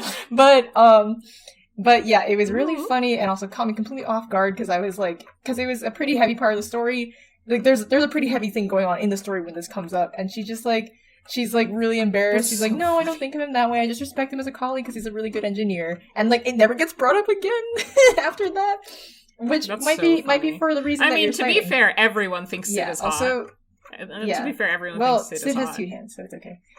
Sid has 2 hands, and he can engineer himself some more. Sid has 2 hands, and I'm holding both of them. No! You gotta save one for Nero. It's okay. I am Nero. It's fine. It's God. You need to change your icon at this point of the podcast to Nero. I really like Nero. I don't talk about him a lot, but I really like Nero. I'm so excited to redo the Omega quests. I feel like you like Nero because he's kind of like a Svain-like character. Sort of. With the bravado. He is a Svain-like character. He's a very Svain-like character. But he's almost like the inverse of Svain, where, like, his family, they're, like, country bumpkins. They're, like, he's from the countryside. His family were farmers. This is canon. I love that for him. Yeah, and now he's, like, a chief, like, magic engineer. I saw this fucking post going around that was, like, because we, like, recently, if you go on the Endwalker website, you can see it. The, like, lore for Reapers is that, like, they were Garlean farmers. So it was, like, I always imagined Nero with his family like this. It was just, like, this one, like, young boy, and he was all, like, clean cut with, like, blonde hair, and he was all perky and happy. He was surrounded by, like, a family of goths. They're like, I hope this is what Nero's family is like. I'm like, I do too! That's so fucking funny. But, like, Nero's good. Yeah, Nero, for those of you who don't know about my wool, Nero and my wool are very, like, similar characters, I think, in terms of just, like, the general vibe. Like, but Svain is a little more... I hate to say it. I feel like if you talk to Svain, it would be like talking to, like, Americ, but, like, smarter. Like, I hate saying it. Americ's a little bit of him, though. Yeah, it's like talking to, like, an Americ who's, like, less of him. Maybe, like, Edmont? Like, in reality, Svain is more like Nero, but, like, if you didn't know him and you just talked to him, it would be like talking to, like a cross between, like, Edmont and, like, Americ. Just, like, well-spoken, handsome, you know, political guy. Like, he's not that how he is with your wool is he's like Nero. It's fucking insane, but... Yeah, love that. I love that for our wools. But yeah, I don't want to talk about my wool on this. Okay, yeah. If I'm we start talking about your wool, no, we're I'm gonna... embarrassed. But yeah, because for the very big majority of me playing the game, he was not a character. He was literally like just my avatar engaging with the world. And after Shadowbringers gave enough characterization to the world that I actually began to connect with my character as a character. And after that, it was all freaking downhill from there. My character fucking Cheeseburger. That's not his name. When you make a character named Cheeseburger and then you get to attack, I'm sure a lot of you will actually relate to this. I know like at least 5 on Twitter alone, just from like my friends showing me them. Yeah, one of my like good friends who I like hang out with IRL, their characters Beetroot, but like they're like a fully realized character and everything. But anyways, but yeah, I think like that's actually the reason they can't give characters a lot of like, and this is such a bad thing to say, that's why a lot of characters can't be that deep. Like they can't deviate too, like, I was thinking about this with regards to Alphino and Alize, where I think both of them are great characters, and I'm gonna get into a little bit of my own character philosophy, where I think characterization exists on, like, a XY axis, and one of those axes is depth, and one of those axes is development, right? Where I think, like, for example, Alize is an incredibly deep character. Deep characters are characters who, like, come with a good baseline characterization, and you can envision how they'd react in many, many scenarios because they just feel so, like, human and fleshed out. And then, like, shallow characters are, like, characters who don't. You can't envision what they'd, like, respond to different situations with. And then static versus dynamic, which is, like, less developed characters are static, more developed characters are dynamic. So I think Alize is a character who's very static, but she's very deep. Because, like, she's, like, the Alize from, like, 3.3 and the Alize from 5.3 are the same fucking character. Like, she has not changed. Not like, really. Maybe in, like, tiny ways. Whereas Alphino is a deep and, like, dynamic character. Like, he's changed a lot. Or Reen is a deep and dynamic character. Or I don't think it's specifically important that you need both of those quantities for a good character either. Like, I think Xenos is incredibly... No, I don't know. I feel like Xenos is a dynamic character because he actually does change a lot. He goes from constantly wishing he was taking a nap to I just killed my dad. And this slaps. Yeah, that's true. I don't think it's particularly necessary for a character to be both deep and developed to be good or even bring meaning to people. Yeah, I mean, like, yeah, Alize is deep but not developed. And people love her. And also I think she's a good character. I love her, yeah. Good character. Like, I didn't want to, like, name off, like, a character who I didn't like, but I really like Alize, and I don't think she's, like, I think she's incredibly static. I would love her to get an arc, but, like, I was thinking about that. I'm like, how dynamic can characters in 14 be without, like, breaking the illusion, right? Like, I was thinking of this with regards to Y'shtola, because I think Y'shtola is a very flat character, and I was like, one of my biggest hopes... she's gotten some development. I think she has actually gotten some development, because I was... A little. I was like, I mean, I am struck by how she's pretty different from how she is when you start out. But, like, the thing is it feels very abrupt. Like... Maybe, because you're not really with her all the time. Like, she shows up sometimes. Well, like, with Thancred, you're not really with him either, but with Thancred, there's, like, a through line as to how he ends up that way. Yeah, because you do kind of, like, follow him for more of his important story beats, and what you don't see on screen is, if you look for it, it's available online, and he has a really good backstory. Yeah, like it makes me sad that it's hidden in, like, you know, things that you don't know or things that are from 1.0. Like, I always think about... And I think, and we'll talk about more of this in the Stormblood cast, like my philosophy behind like showing characters doing things without the wool there. We'll talk about that in the Stormblood cast too, or the Shadowbringers cast too, because Shadowbringers and Stormblood do this a lot more than Heavensward. But like I always think of the scene of him and Kryl, right? Where like he talks about how Minfilia is like a sister to him while they're like sneaking into the cast-room. I think it was in like the 3.x stuff.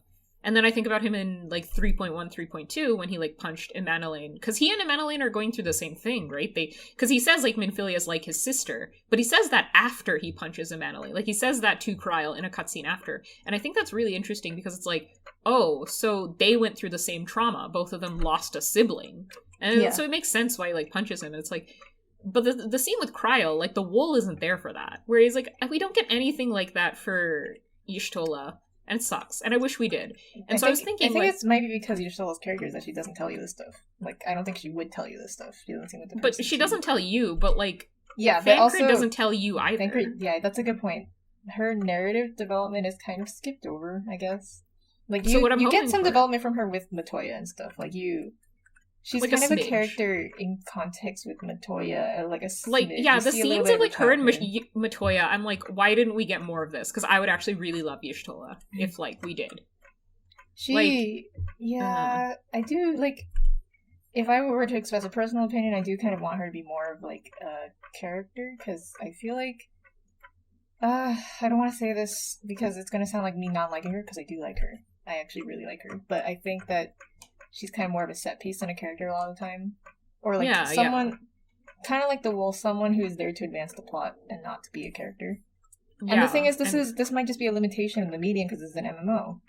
You know, that's part of it. But, like, I guess Y'shtola ends up getting treated like the Wool, too, where fan content of her can't bank on, like, a personality, so people just make up whatever personality they want for her. Yeah, she's kind of got, like, a personality. It's, like, sassy. Sassy knows things.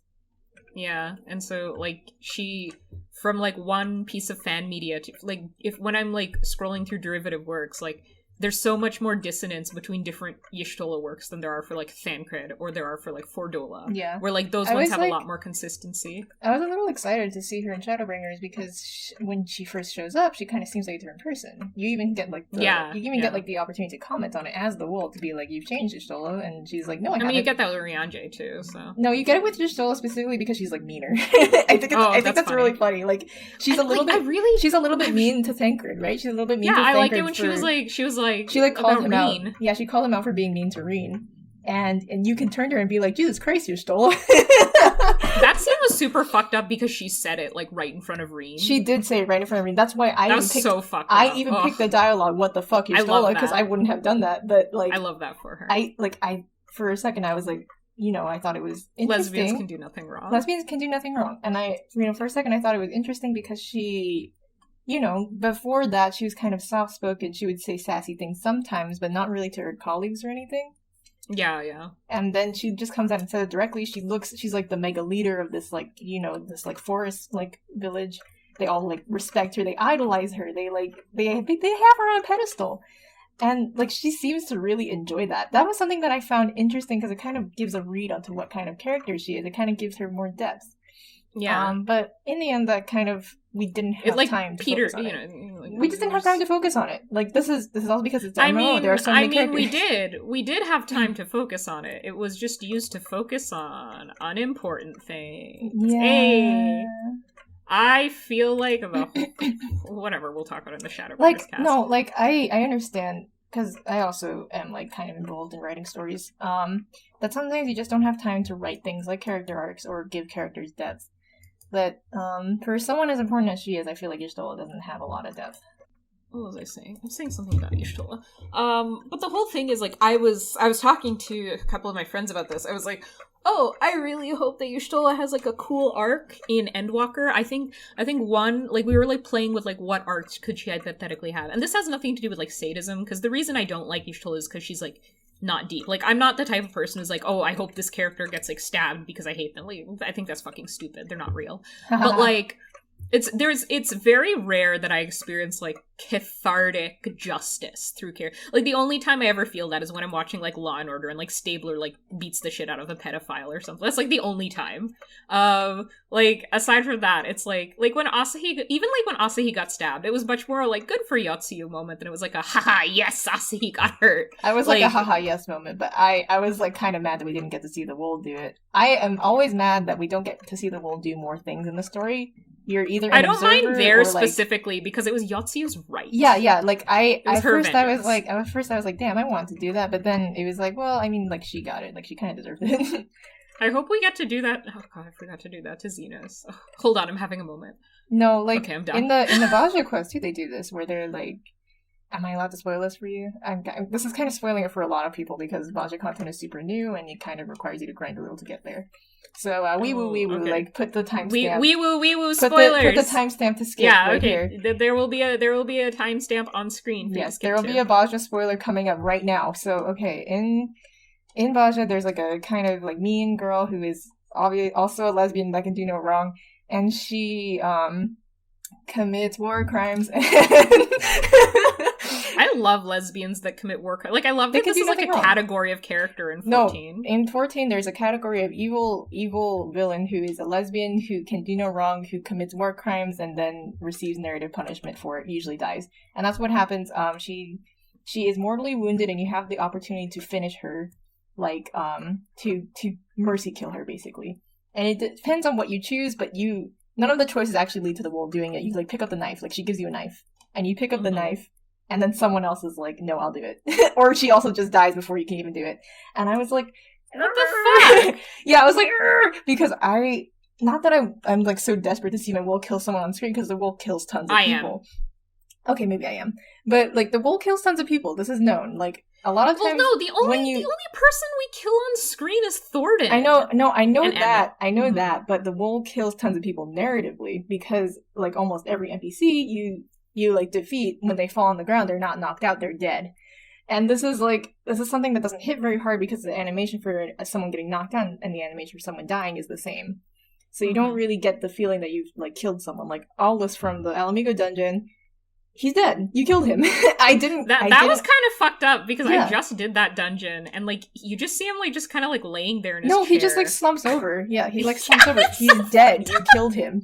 Yeah, like, I didn't realize that we had killed him until later when it was mentioned that he died at the hands of the warrior. I was like, oh, he died? Oh, that was only just confirmed with Bozja. Like, people, myself included, actually I was one of the front runners of this theory. Oh my God. A lot of people have thought he was alive for a really long time. Yeah. Because there's, like, a guy in Warlit who looks just like him. And there's a guy in Bozja who looks just like him. Isn't there, like, this, like, amount of, like, purple-haired Garlean scientists that kind of all look the same but are not each other? They might be related.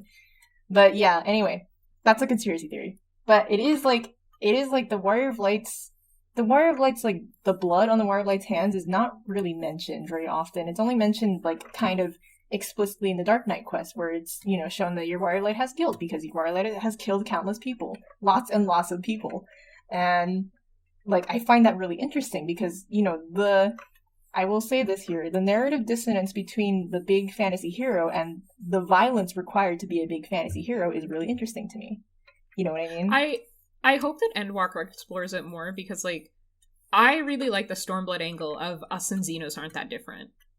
I'm into it. Some people really don't like it because they don't see their roles as that similar, which is fair. Yeah, well, they can shut the fuck up. No, this is our podcast. But yeah, this is our podcast.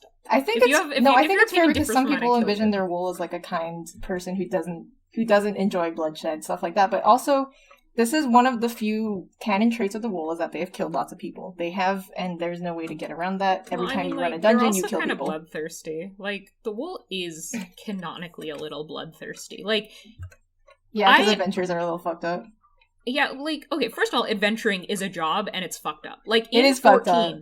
In 14, this is, like, canon text, that adventuring is, like, an actual, like, job that people do, like a barkeep or, like, a lumberjack. Like, it's the same shit, and you have to be kind of fucked up to do it. The history of adventuring, actually, is that after the calamity, there were mercenaries or something. It was something like this. I read, like, the timeline. Swords. Yeah, there were, like, mercenaries that were out of work. Oh, it was, okay, the mercenaries were out of work because the grand companies put together proper standing militaries, so they didn't have any reason to hire mercenaries anymore. So now with all the mercenaries out of work, of course they turn to, doing illegal shit because they need to make money. They need to, they have a living, and now they don't have any way to peddle that because the grand companies are no longer hiring. So neat. And so what they did is they instated adventurers guilds, which were ways for mercenaries to then legally offer their services for things that were above the table. And that was the birth of, like, the modern adventurer, which I think is really interesting because this canonically, like, contextualizes the job of an adventurer as like you're just a mercenary, you're just employed by the Adventurers Guild rather than an individual person most of the time. Yeah, I don't know. It's like, I understand, like, people who want, and I mean, this gets into broader media philosophy again, which I keep doing, but I understand the sentiment of, like, wanting your media to be, like, nice and conflict-free, because the world fucking sucks, and we are inundated with, like, negative media all the time. But for me personally, I like to engage with media that engages with negative things, because I feel like that makes the, like, good parts of it, like, more. Like, the wool is kind of bloodthirsty, and the wool has done a lot of bad things, but at the end of the day, isn't the triumph of the Warrior of Light that, unlike Xenos, rather than doing it for some hedonistic reason, they are fighting for something more meaningful and more, not completely selflessly, but something that matters more? Because, like, with the Warrior of Light, it's like violence has become their identity. Yeah. Whereas, like, and that's like, why, like, that's neat. Like, coming back to the Bozja thing, that's why, wow, this fucking spoiler thing is gonna be so long. But that's why I was a little miffed that the Warrior of Light didn't get to do it with their own hands, because I feel sometimes that the contextual violence of the Warrior of Light is, like, waved away because you don't actually... The Warrior of Light never commits violence on someone in a cutscene, you know what I mean? Besides Thoradin. I guess. And even then you didn't... And even then, like he just died. He just died. Like, you didn't... Like, the Warrior of Light didn't deal with finishing blow. The real reason for that is obviously they'd have to animate, like... Yeah, for every class. For every class, every race. No, you could do it, like, what, the Mass Effect way? They had, like, a knife or something, like the murder knife, which you That's what I always think. Which you would just pull out to commit murder on NPCs in cutscenes. The scene I think about when I think about, like, a cathartic killing in video games is always... I guess the scene wasn't cathartic. It was just, like, sad. But The Last of Us, when did you play The Last of Us? I didn't. I heard a lot of discourse about it, but I did not play it. Okay, I haven't played 2, but I have watched a long play of it. And I will say, not from, like, a I played it perspective, but from an I consumed the story perspective, I really like it. I like The Last of Us. I like The Last of Us 2. I think they're both great stories. So that gives you an idea for those of you who are more, like, plugged into the video game discourse, like, kind of my taste. My favorite movie is Old Boy, the Korean one. I'm gonna make Lee watch that with me someday. Actually, I'm gonna make you watch it on your own because it's my favorite movie. I'm gonna make you watch it sometime, but I won't watch it with you because I can't watch it with other people because it's too embarrassing. Oh, okay. No, it's not. It's fine. There's just a few boobs here and there. Okay, I see. You don't want to see boobs when I'm in the room. I don't want to see boobs. Anyways, I'm gonna put this. Jokes I'm gonna have someone put that on Twitter. Noah. Noah doesn't want to see. Noah's boobs. surname hates women. What? I have boobs. I'm not a woman. You're not a woman. That's I'm true. not a woman, but I have boobs. This is true. But I don't want to see any boobs in a movie ever. Ugh. Famous not boobs wanting to see her. Noah's surname is a prude. Noah's surname is not sex positive. We might have to cut this part. I think it's fine because we're like an hour 40 into the podcast. Anyone who didn't want to listen to it. I mean, don't yell at me. I mean, you know how my Warrior of Light.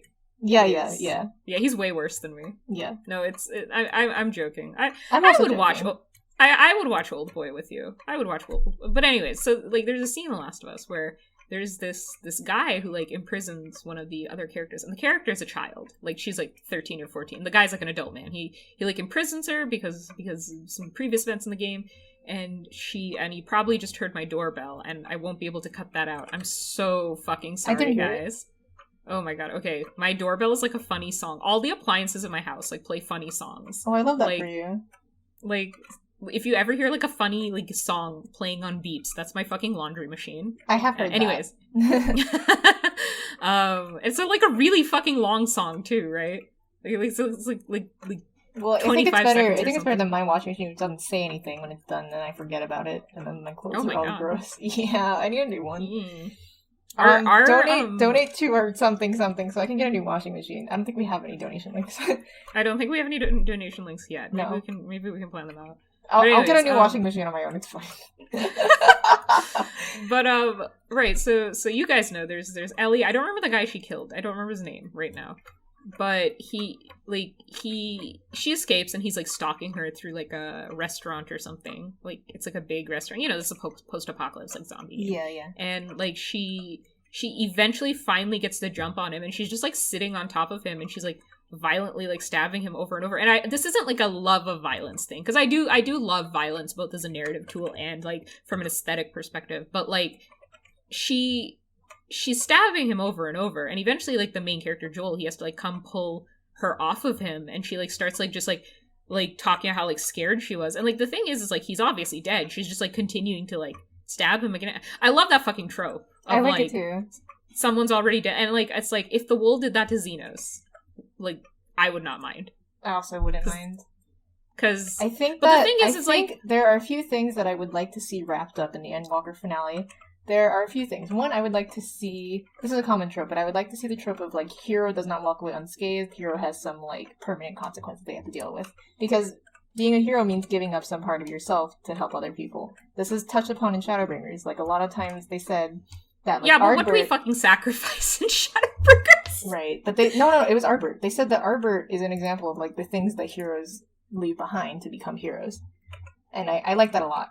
But I want that to be touched upon, and I also want the contextual narrative violence of the wool for them to get one moment where they get to be violent in a cutscene, because this never happens. You like pull out your weapon, and it cuts back to you, and someone's like dead in front of you, and it's like you never get to see it. I think seeing the seeing it part is kind of important, and like not so in like a like I want to see the gore kind of way. Like Final Fantasy is never gonna really have gore in it.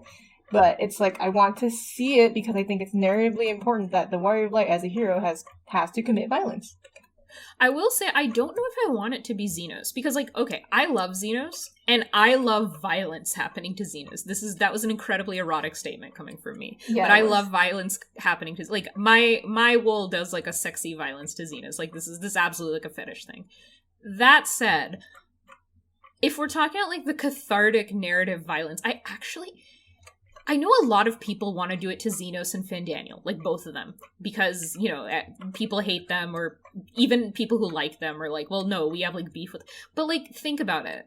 Like, really sit here and think about it. Xenos and Fandaniel, like, one of them has to do something that actually, like, legitimately hurts us. Because, like, the reason getting the up on Thornton felt so good... is because of Harshavon, yeah. Yeah, like, I haven't felt that high defeating a villain, like, since then. I liked it a lot because I think in the X trial, right, like, the guy who killed Harshavon shows up, and he tries to do the same thing to your healer, and you're supposed to, you have to take, like, everyone has to best mechanic in the game, sexiest narrative mechanic in the game. He targets your healer, and he says, he's basically like, this bitch is gonna die too, like, referring to Harshavon, and you protect your healer to prevent that from happening. Also, if your healer dies, your entire team wipes. It's an incredibly good mechanic. Yeah, it's like some of the best like gameplay is the only like gameplay as narrative. Gameplay as narrative. The other two good examples I can think of are like obviously in the Tsukuyomi trial when like all the ghosts get summoned. That fucking slapped. It did slap, but that one's kind of more like super intentional. The Thornton one is almost like blink if you miss it, and also it's only in the X. So yeah, that's true. Yeah, but it was so good. I don't know. I think the Warrior of Light trial also really, really slapped. Like, in terms of, like, narrative. But, like, not because Elidibus was a good character, but because, like, you're the wool. And, like, he uses other wolves against you, yeah. Yeah. He uses, like, all the other wolves' attacks, and I thought that slapped. I did like it a lot. It was also really fun to call, like, Dark Knight and as, like, a mechanic call. But back to what we were talking about. Like... That's why Thornton felt so cathartic. And I know we have, like, a personal rivalry with Xenos, but I think a lot of people just, like, hate Xenos because he's, like, ambiguously evil. Like, that's how people interpret him. Like, people are like, oh, he killed a lot of people. But how many people did he kill who, like, meant a lot to you? Right? It's true. Because, like, Fordul is the one who killed Mefrid. And that's, like, the most meaningful death in Stormblood. Yeah. My friend mentioned this when he was playing, that he was, like, Mefrid's death fucked me up the second time. No, he was first like, I feel like I'm gonna like this Fordola person because he's also, like, a person of color like me. He's also Chinese. So he, like, he kind of understands. Like, he was like, oh, like, I think I'm gonna enjoy the political of writing around this character. Like, I get this feeling already. And I was like, yeah, you probably are, because knowing Fordola. And then he got to the part where she killed Mephra, and I forgot that part. And he was like, she just fucking killed Mephra, and I was like, oh right, she does that. And God. well, okay, this is just because of my bad memory, not because I didn't like Mephra, because that part actually hit me pretty hard in Stormblood 2. I had just forgotten about it since I had played it so long ago. Oh yeah, there's so much of this story. Yeah, right? but like I think it's really interesting. Yeah, Mephrid, like the Mephrid quest chain. It was good because like he kind of like if you remembered him, he probably meant a little bit to you at least. Well, no, the Mephrid quest chain, not his death, but like the quest chain before Ralder's Reach happens. There's the Monago quest chain, there's the Mephrid quest chain. Mm-hmm. Mephrid quest chain, you can fucking fight me on this.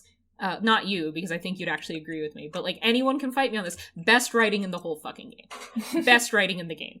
I will not, like, I will argue with anybody about this for hours. Like, there are better overall story beats, and maybe there's other quests with better overall quest design, or that are more fun to do, but I think it is just the best, like overall story beats. I mean, like, maybe Under the Moonlight as a whole arc is better, because Mephrid's quest chain is just one part of the beginning arc of the Alamigo stuff, because Alamigo has 2 arcs in Stormblood. Yeah. But that said, the Mephrid quest chain is the best quest chain in all of Final Fantasy XIV.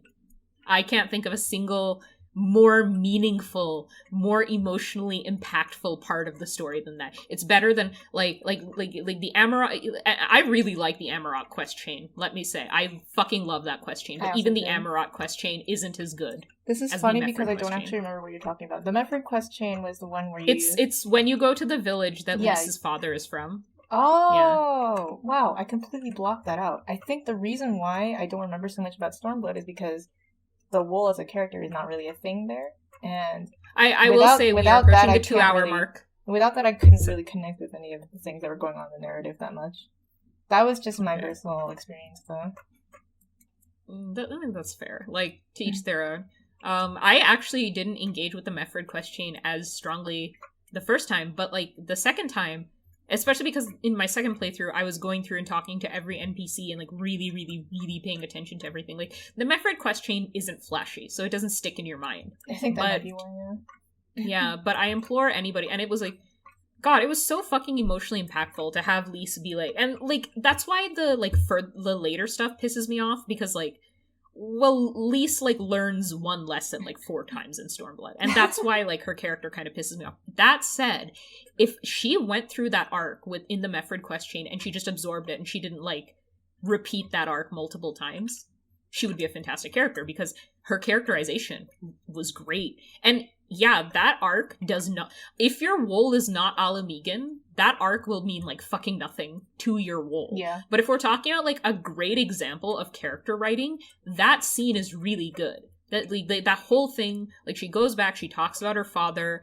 like, the guy recognizes, and I know it seems a little, like, trite, a little fanficky, a little fictionalized for him to be like, oh, you must be, you know, like, father name's kid, but, like, no, like, I've had that happen to me. Yeah, that actually where, like, happens. people are, yeah, like, they're like, oh, you have the same eyes, you have the same nose, you must be X's kid, like, that happens in real life, so, like, that whole part, and then, like, the fact that she, like, talks to the old people, and she talks to the youth, and, like, you know, you go talk to the different NPCs, and everybody, like, has their own reasons for why they don't want to fight. And, like, even Fordola, because Fordola is introduced in that part, and she's introduced so strongly where, like, you see her skulls beating on the guys, but she, like, has, like, no expression, and she's just like, stop. Like, not because she, like, doesn't want them to, but she's like, that's enough. Like, and, like, you contrast that to, like, Yotsu's introduction, where she's, like, having a fucking ball. Yeah, she really is. Like, yeah, I'm just like, lesbians can do nothing wrong. It's just like... it's just like, it's just so good. Like, I really like Stormblood. I'm gonna hold my thoughts until Stormblood cast. But we're approaching the, it, yeah. Yeah, we're approaching the 2 hour mark. The thing is, we can go over. Yeah, the thing is, though, like, my experience with Stormblood is that when I played it, my character was not a character, and I did not enjoy it as much as... Well, okay. I enjoyed it because I thought it was an improvement over Heavensward because QOL, you know what I mean? Like, when Stormblood came out, the game got a lot more QOL. It became easier to play. Mm-hmm. It was just nicer overall. I felt that it was becoming more polished, like a more polished game. And back then, basically, my experience is that a lot of people didn't really play Final Fantasy for the story. They played it for the gameplay, and they played it because it was, because it was fun. And it still is fun. Yeah. And the story was good. It was, like, people would say good for an MMO, basically, back in the day. And that was still pretty much true of the Stormblood days. I was actually surprised when people were rating Stormblood lower than Heavensward because I enjoyed it more, because of, like, the gameplay that was introduced, and also the fact that the story, I felt that the quality of the story was better, like, cutscenes and such was better. Yeah. I think part of it is also Stormblood's best characters are its villains, whereas Heavensward's best characters, I'm saying this with a clenched jaw, Heavensward's best characters are your allies, and I think that does have a different impact. Yeah, I also, so, like, when I played Stormblood, I didn't really connect to it, I just enjoyed it, which is pretty similar to how I enjoyed Realm Reborn. I also didn't really connect to Heavensward that much. I was a person who, like, saw Haurchefant, and, like, I was, like, I knew he was gonna die because I got spoiled. And when he died, I was like, oh, this is a really, like, emotional scene, but I didn't actually connect to Haurchefant emotionally because the character was not a character at that time. Maybe I'm just evil, I don't know.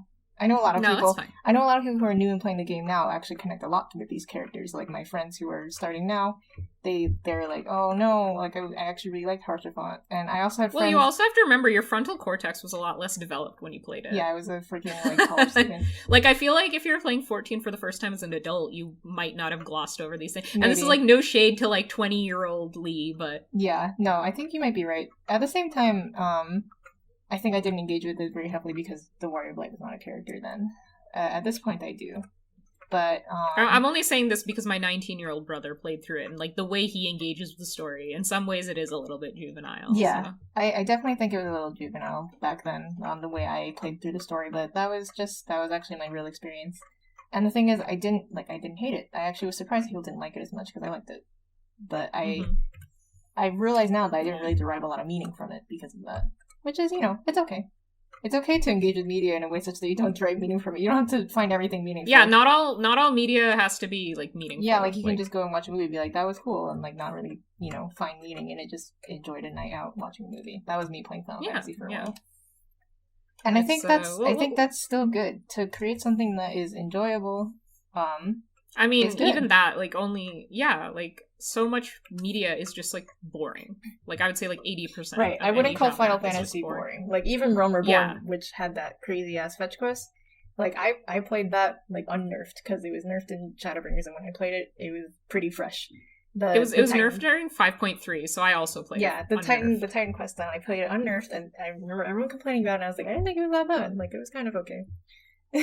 Like, yeah. And I think part of it has to do with how we engage with media. But you guys heard Lee, like she engaged with it with like, without how do you say, without like really engaging with the story. And I like really did engage with the story from the get go, and both of us had like an enjoyable experience. Of course, we're gonna be like. Of course, we like the series. Like, we like it enough to be doing, like, a weekly podcast.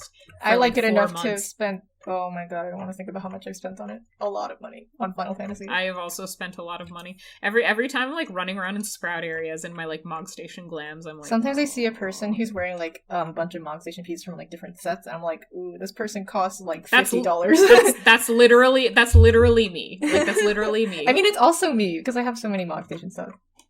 Yeah. It's just like, it's worse because I have certain things I've bought on both of my alts. Oh no. And both my alts are just the same character, so they're both just my wool, just on different DCs. But anyways, like we really love Final Fantasy, and that's why, like, as critical as we are going to be about it in the coming weeks, like, we're going to, we're gonna, it comes from a place of love. Like, who would talk about something they hate this much? I also try to be critical of it in a way that's, like, fair to the people who made it. I guess maybe because I have some, like, perspective, I, like, sympathize with that sort of thing. Yeah. Like, I understand writing a story and wanting people to really like it. I understand spending a lot of time on something and wanting people to enjoy it. And the thing is, I do think that they really succeed in creating something that's enjoyable, as evidenced by its extreme popularity now. And the fact that we may not be able to play Endwalker because the servers are on fire. Oh god. Final Fantasy really is good, and I respect a lot the effort. I need to play Endwalker. Me too. I need to see him! Okay, your reasons for wanting to play Endwalker are different than mine, but I understand. I need to see him.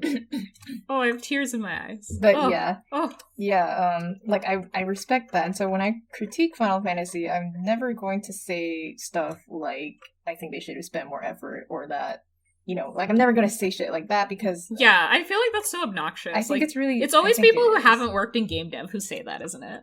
A little bit, or yeah. Yeah. But it's really, like, I don't know, I respect the effort. I think that, it's really amazing what they have created. And so when I say things... Like, I think the fact that I'm saying things about Final Fantasy, like the story, the gameplay, such that I'm really invested in it, says something about the quality of the work, because if it was really shitty, you just wouldn't talk about it at all. I think about this sometimes, the shittiness / mediocrity / really good line, because when it's something that's extremely shitty, you don't even, like, critique it. You're just like, damn, this is bad. If it's something that's mediocre but has, like, the makings of greatness, you get kind of mad, and you're like, you start talking about it a lot, like, this could have been so much better. It's okay, you can say Sorrow of Werlet. It's okay. I'm not gonna... Don't make me say opinions on the podcast. No. Well, okay, well, this podcast is for saying opinions, so yes, I will say that I found it a little bit disappointing, but... I fucking hated it. I also didn't like it that much, but no, it's okay. I'll be the harsh one. Well, okay, you can be we can discuss that. We can discuss that later in the Shadowbringers podcast, because there will eventually be one. Well, the episode rather. But anyway, like, I have, like, pieces of media that I thought were, like, had potential but were extremely squandered, and it made me mad, and I ended up talking about it for a long time, and someone was like, if you hated it that much, why did you read all of it? And I was like, because I really wanted it to be good. You know what I mean? I know what you're talking about. Yeah. But I can't say it because it's controversial. You can't say it because it's controversial. Actually, I don't think it's that controversial. People didn't really like it that much, but I'm still not going to say it. Can I say it? Oh, okay. Well... Okay, I'm gonna say it was Beastars. yeah, I knew you were talking. It's okay. I read all of Beastars, and I, like... The vor scenes were sexy, though. I complained about it. For so much, and everyone was like, then why did you read it? And I was like, I really wanted it to be good. No offense, though. I know how much effort it is to create a work like that. It really is like having a freaking I don't know, baby. like, we can also, like, talk about how, like, people get... I mean, we'll talk about it more next week, I guess, but, like... We definitely can talk about how, like, people get so offended when you say a piece of media is bad because we just live in this culture of, like, media as identity. Yeah, media as identity is something that I don't think is very great, to be honest. Like, a lot of people, like, get really mad at me when I say I like Xenos because that, like, calls their own opinion of, like, hating him into question. Yeah. And then that calls their own identity into question. Or if I say, like, I hated Heavensward, I get the reverse, where people get mad because they're so... And, like, I'm saying this as somebody who's really attached to these characters. Like, I really love Xenos. I really love Fordula. I really deeply, like, identify with these characters, their struggles, etc., etc. I shouldn't have said I identify with Xenos. What the fuck? Anyways, Gonna put that on your list and release it to Twitter. You can only say this about me because I have a Twitter presence. It's funnier if I say it about you because you don't. Yeah, you can be like, I'll release this on your Twitter, and I'll be like... What Twitter? You'd have to make one first. Yeah. But like, even though I'm really deeply attached, like, I mean, liking, like, Fordola and Xenos, like, by sort of necessity, I have to, like, see a lot of, like, opinions, like, just ragging on them, and, like, that's fine because I know this person isn't saying, like, I'm a bad person because they don't like Xenos. But a lot of people do see it as, like, if I say, oh, I don't like Estinian, like, people feel like I said, I don't like you, and that's not what I'm saying. Yeah. But, like, people take it that way. This is interesting, and I think ties back to what I said at the very beginning of the podcast, that a lot of people act like this area of media analysis is new. And maybe it is, like, the whole media as identity thing, because I think we haven't really had that throughout the history of media analysis, you know what I mean? But I think it is interesting. I think we are in a new age of media analysis and, like, people engaging with media in different ways since the dawn of fandom. Even though, as we said, fandom and academia are very similar, there are differences, and this is probably one of them. Yeah, definitely, for sure. I think academia drama is, like, we interpret the same work differently. Yeah, academia like, drama. That's like the big thing. Yeah, which is a little bit different because it's like, I don't know, it's you thinking... No, that's basically kin drama. It's you thinking someone is wrong, and then, like, writing, like, a rebuttal to, like, paper, and it's like very thinly veiled, like, vitriol. I love those papers. That's so... Yeah, I fucking love it. It's so funny. Yeah, but, like, that's real in academia. We just see it... We see it sometimes on, like, Twitter and, like, social media and such when someone is, like... You know, it's a little common on Twitter these days, I think, to see stuff like, why is everyone saying, like, X when clearly Y? And a lot of times people will comment... Who's like, everyone? Yeah, a lot of times people will comment, like, I didn't see a single take saying this. But, like... that's kind of like the rebuttal. That's the rebuttal paper, you know what I mean? Except that you don't have any context of what they're rebutting. Yeah. It's fucking hilarious. I do think it's funny because, like, we as humans have found many different ways throughout history to argue with each other. This is not new. Internet arguments are just, I don't know, facilitating it, but it's not new. Yeah, human behavior is repetitive. Like, what was it? Someone, like, pointed out, like, that there were, like, your mom jokes and, like, the graffiti in Pompeii. Yeah. Like, come on. Yeah. Everything changes, nothing changes. And that's why I think it's so interesting that we are in a new age of media analysis, but at the same time, many things have not changed, in my opinion. Yeah. It kind of sucks sometimes. And we'll get into the why it sucks next week, because we are at the 2-hour mark, and I am not editing more than 2 hours of audio. That's fine. We should play, like, a jingle here. Yeah, I'll just remind, like next time. We're gonna play a nice music.